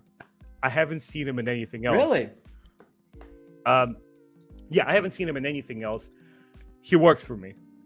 You heard me, right? As we were watching it, like in real time, I was laughing at his scenes because I felt like he was a character from a Star Wars short story that we might see pop in and out in different aspects of Star Wars, and there could be an intrigue built on him.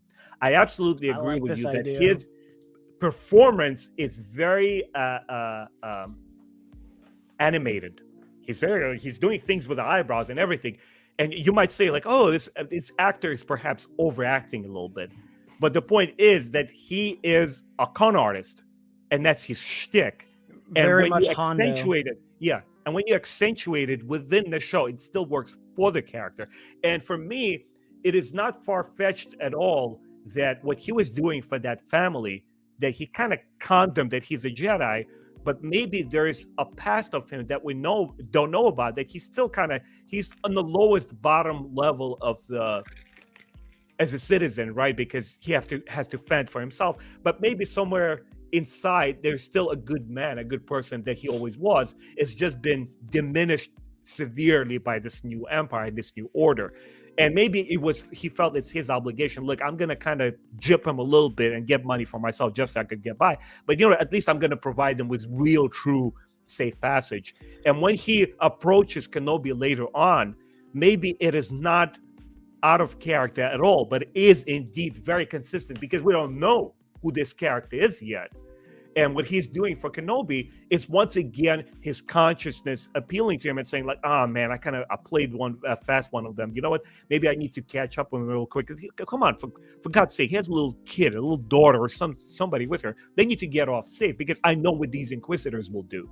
I know what the Empire is doing." Ben sounds like me.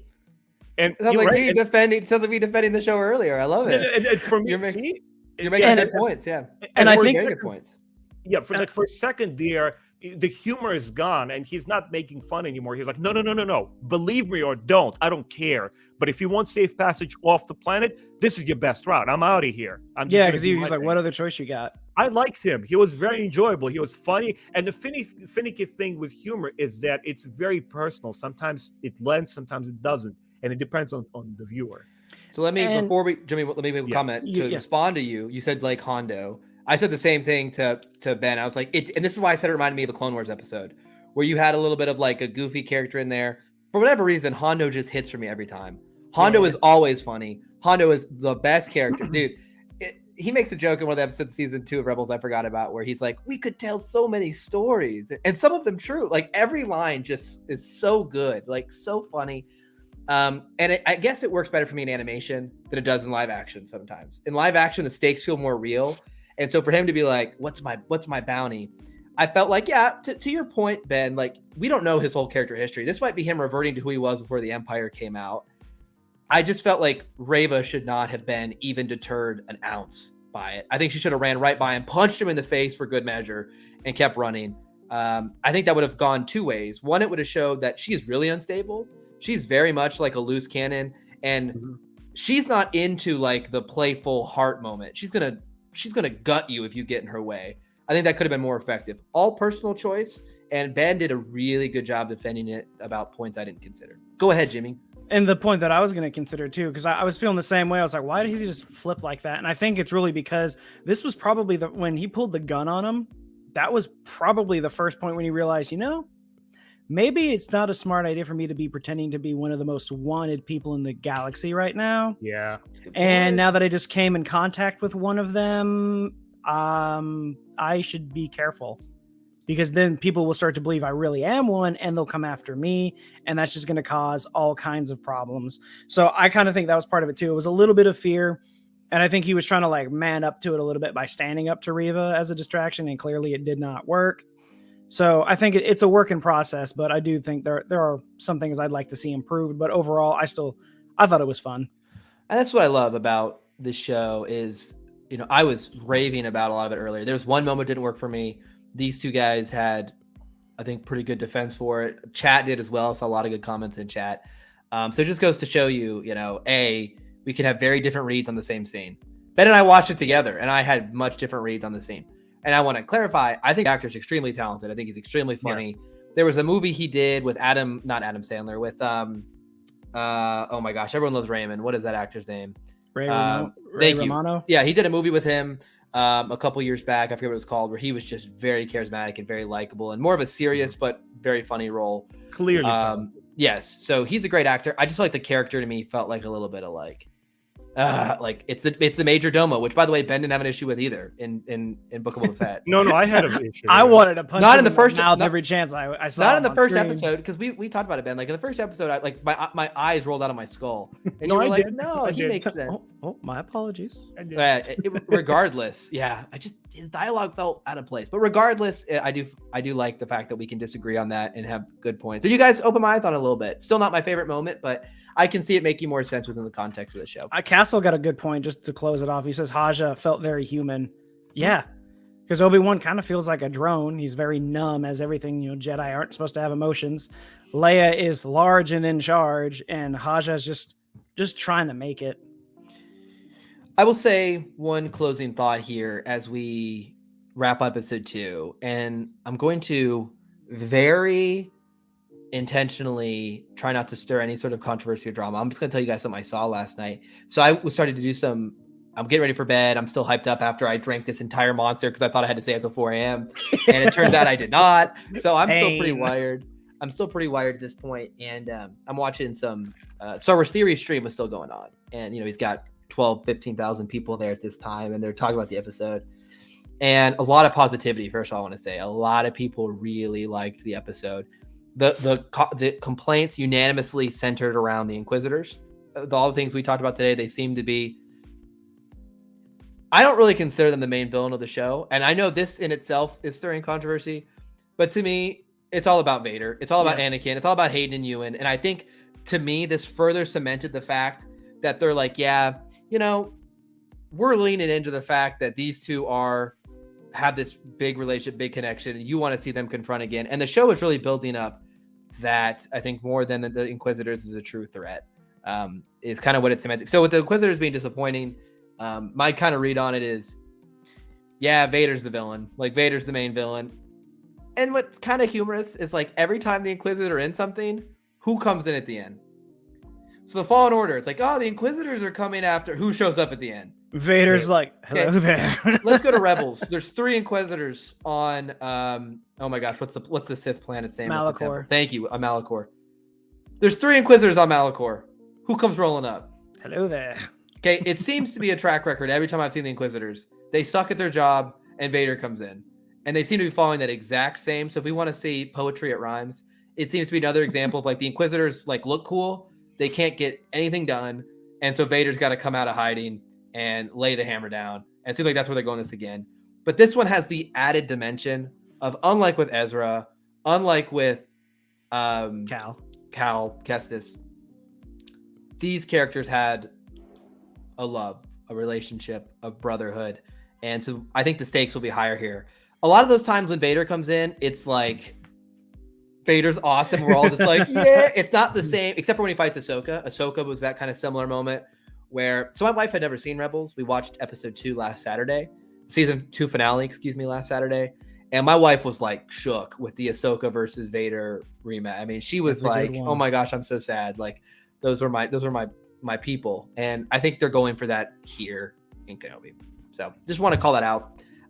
Let me just say my closing thoughts on Kenobi 1 and 2. So they were both really good. I want everyone to do the opposite. So we opened with our elevator pitch. Now let's close with an elevator pitch as well. And then we can maybe talk a little bit about other news for the last couple minutes here.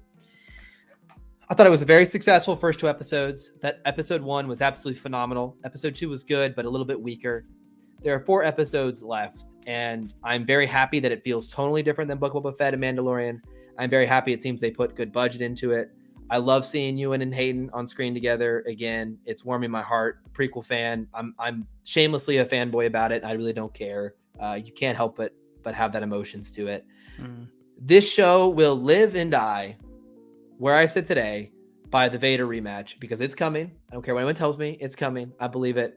And that scene will ultimately lead how we feel about the show leaving. However they do, I don't just mean, I want to clarify this. I don't mean the lightsaber fight in particular, which, by the way, I hope is phenomenal. I mean the actual emotional conflict that those 2 characters, even if they never fight and there's just a view from afar where they stare at each other, the heart of that scene will impact my feeling on the entire show.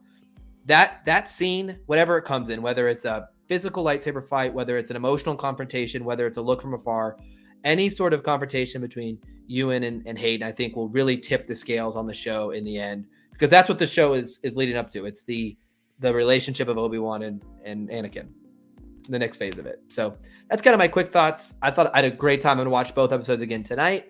I'm having fun so far. 4 more to go. Jimmy, elevator pitch it out. Let me see if I can do a good job again.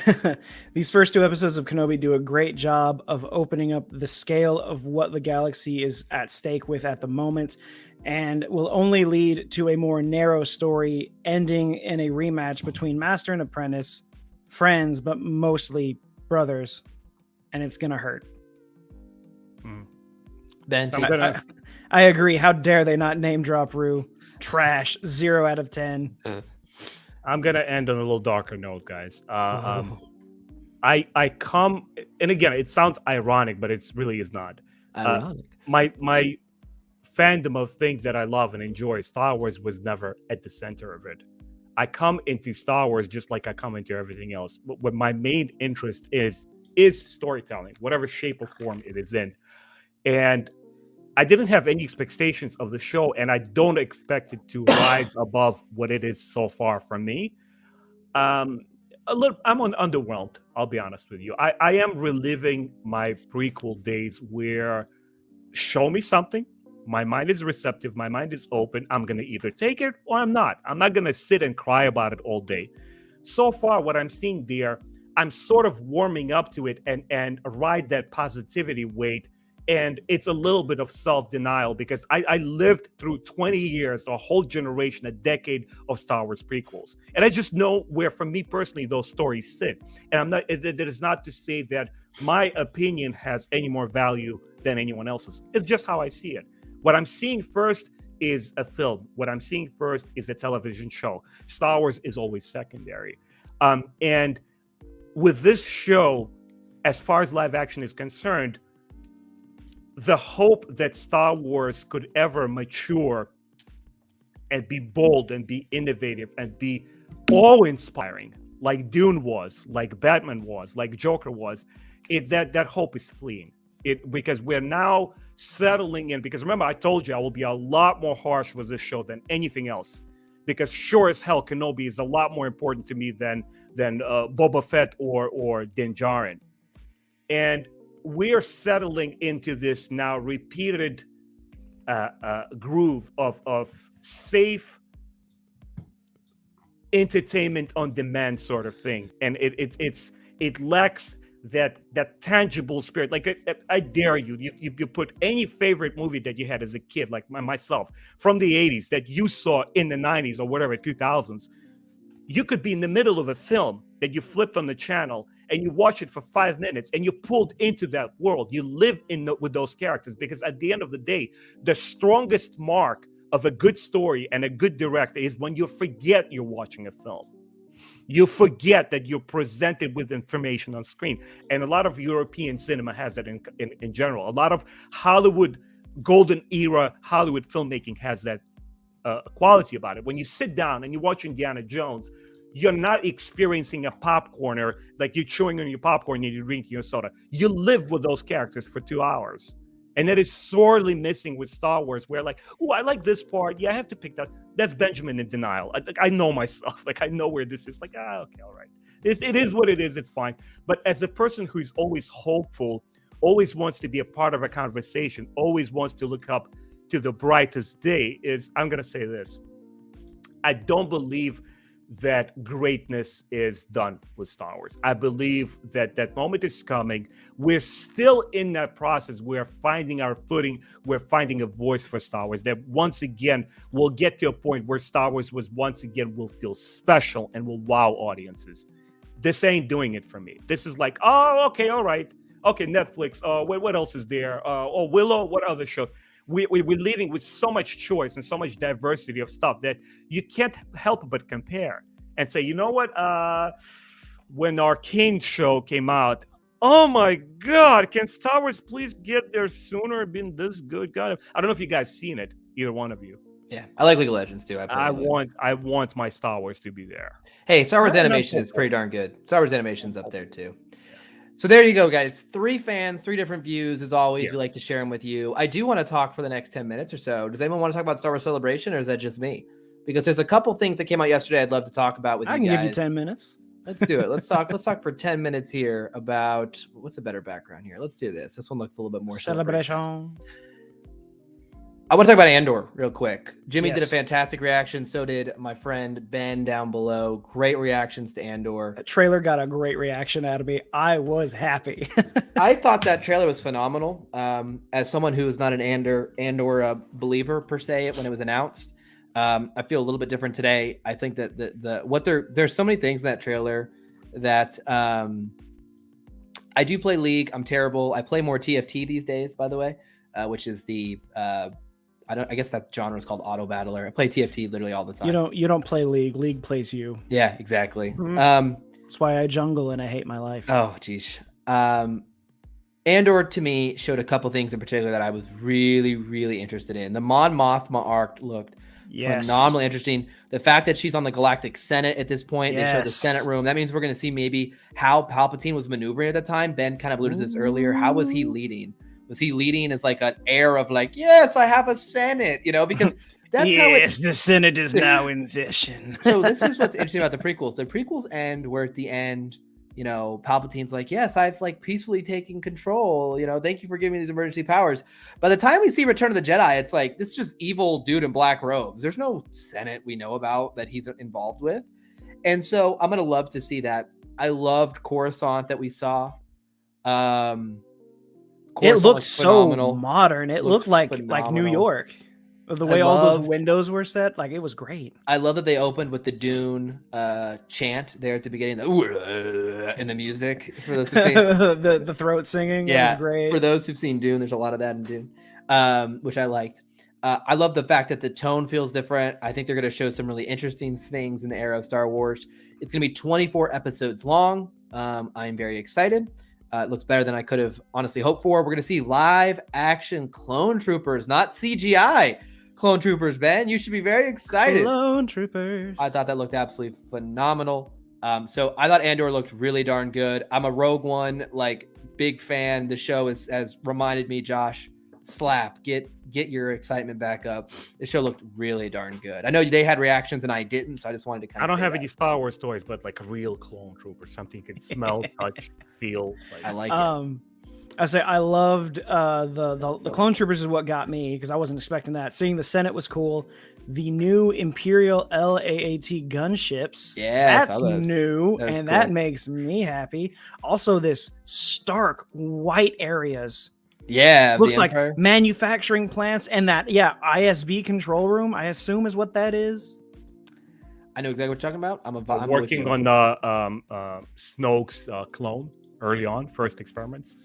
I mean, maybe. Who knows? That's a good point. There was a lot of white in there. And I'm like, what is this? What is happening? I want to know everything. Evil doctor. Yeah.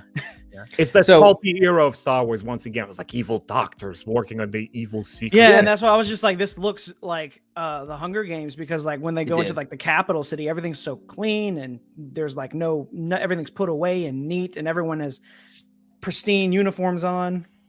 So to maybe clarify the point about 24 episodes, it's 2 seasons that are both 12 episodes long. Yeah. They've already shot 12 episodes that will come out in August, and then they're going to shoot 12 more. So it's going to be 24 episodes long. Oh, really? 24 episodes. Oh, so did they cut the 3rd season? Yep. Two seasons, 24 episodes. Fair enough. Oh, okay. Yep. I'm right on board with that. 24 episodes seems completely reasonable to tell that story, but we'll see. Yeah. I mean, it's all about execution, as we always talk about. Another thing. So that was my thoughts on Andor. There's been a lot of conversation about it. I feel like I don't need to drain it too much. Andor, it feels like when the first time you see the Rogue One trailer, it's a movie when it was announced, nobody thought they wanted, but after you saw the trailer, it was, oh my God. I want this. Yeah. I just hope it doesn't fall into that same pattern where the trailer feels gritty. But then, when you watch the actual movie, you want more emotions out of it. For me, it was lacking a little bit. I just hope, once again, it's a vicious cycle when you try to expect something out of Star Wars. Oh, but Kenobi, it didn't deliver, but I'm going to go to this now. I'm going to hope for this.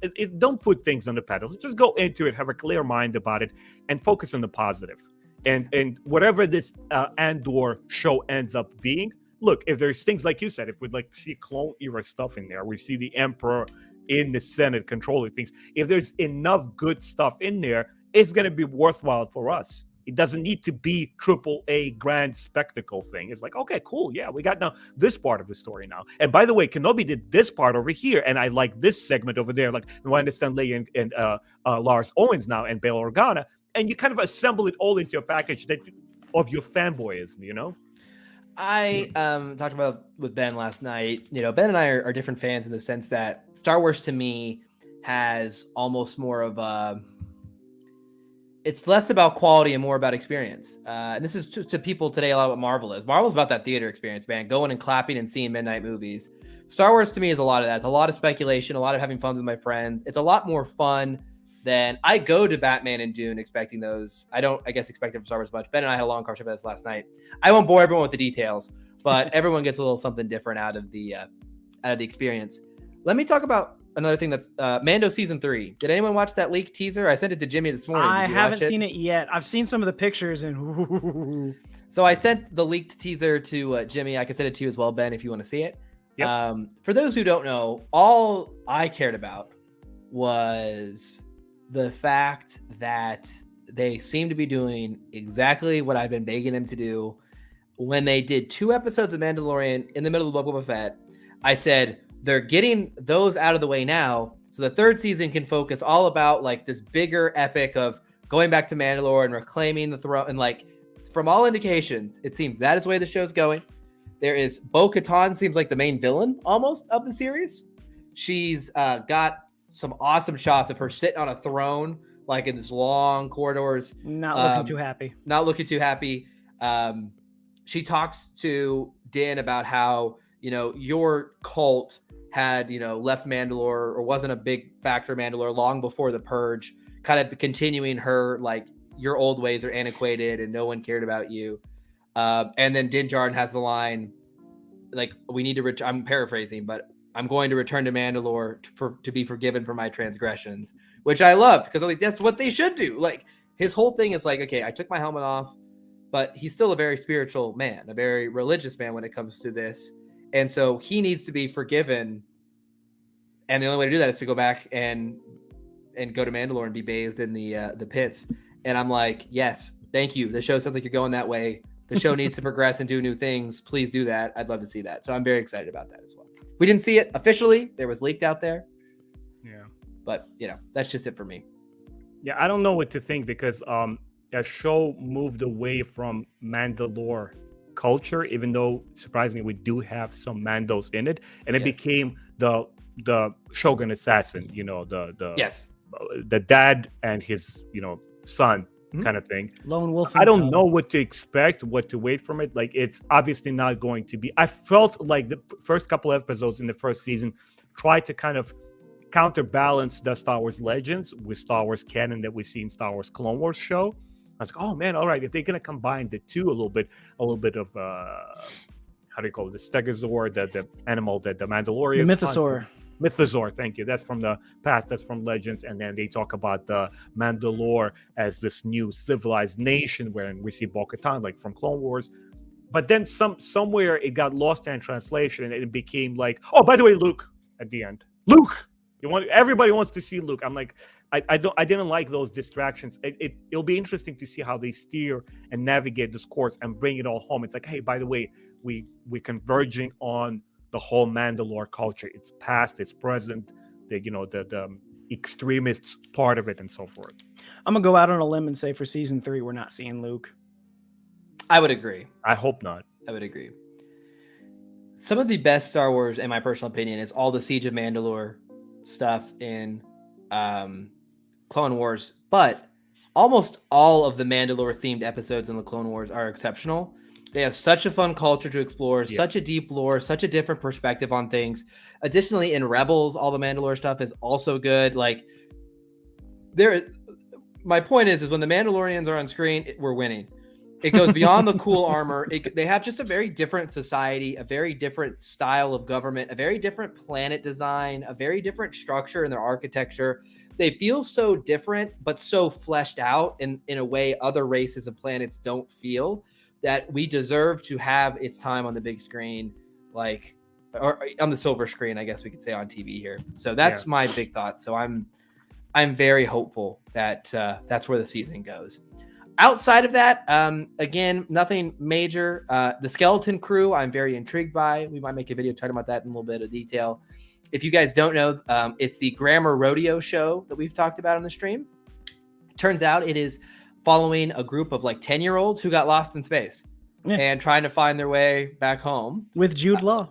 With Jude Law in there. And apparently, people were like, oh, is it a kid show? And Dave Filoni's answer was, it's a kid show as similar as the Clone Wars was a kid show. Meaning, expect adult themes, expect adult moments. They said it's an 80s coming of age kind of movie. It's an 80s coming of age. I love those, so I think that'll be fun. Might be up Ben's alley. We'll see if they execute well. It's by the director of Spider-Man, John Watts. So it's the director of Spider-Man, Homecoming, Far From Home, and No Way Home. The last thing I think I want to say, because there wasn't too much from yesterday when we got to get ready for today's announcements, but Ashley Eckstein showed off some of her universe, the clothing line, including now what they're calling Our Universe, with men's clothing and unisex clothing. It is so cool. Oh, yes, because it is. the new clothing line they're putting out, they were allowed access to the Lucasfilm archives to look at the costumes, and a lot of the new clothing they're putting out is designed off of the original costumes. Nice. They have like Padme's wedding dress as like a blouse almost. I see that. They Yeah, have that's cool. a Han Solo like white shirt with like the flap on it. They have a Boba Fett inspired like button up. They look really fun. They also have a t-shirt now with the original unused art for the poster of Empire Strikes Back. That's fun. It's just really fun, yeah. So if Well, you ever that's need Star cool. Wars merch, great place to go. And That's she is one of the your alley, community. guys. Your Disney shows here. Damn right. Hey, she's one of us. She is Ahsoka. It's One her- of us. One One of us.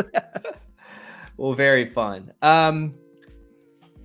Look, we'll see today what other announcements are going to come. They did say this morning, no details, but Taika Waititi will have the first Star Wars film back in theaters, expected December 2023. So far away, but also maybe a little closer than some of us expected because we know nothing about it. So more to come. I think that will be a very interesting project, and we'll have a We lot. should plan now for all three of us to meet up and go see it in theaters. That's it. Start getting our tickets now. I'd be We'll down get a for that. year and a half to plan. I think that's Yep. plenty of time. We'll all be a million subscribers by then. So Absolutely. looking forward to it. Well, guys, we just talked for, let's see, 2 hours 2 about hours, yeah. Kenobi. So I will let us wrap there because I've had a blast, but we have more to come. We got to make more videos. We've got to sleep. We've got to get ready for. busy days. Hey, guys, Yeah. Bad Batch Season 2. That's kind of my most anticipated thing left, along with hopefully Visions get to Season 2. And I'm very curious for Tale of the Jedi, mainly for you guys.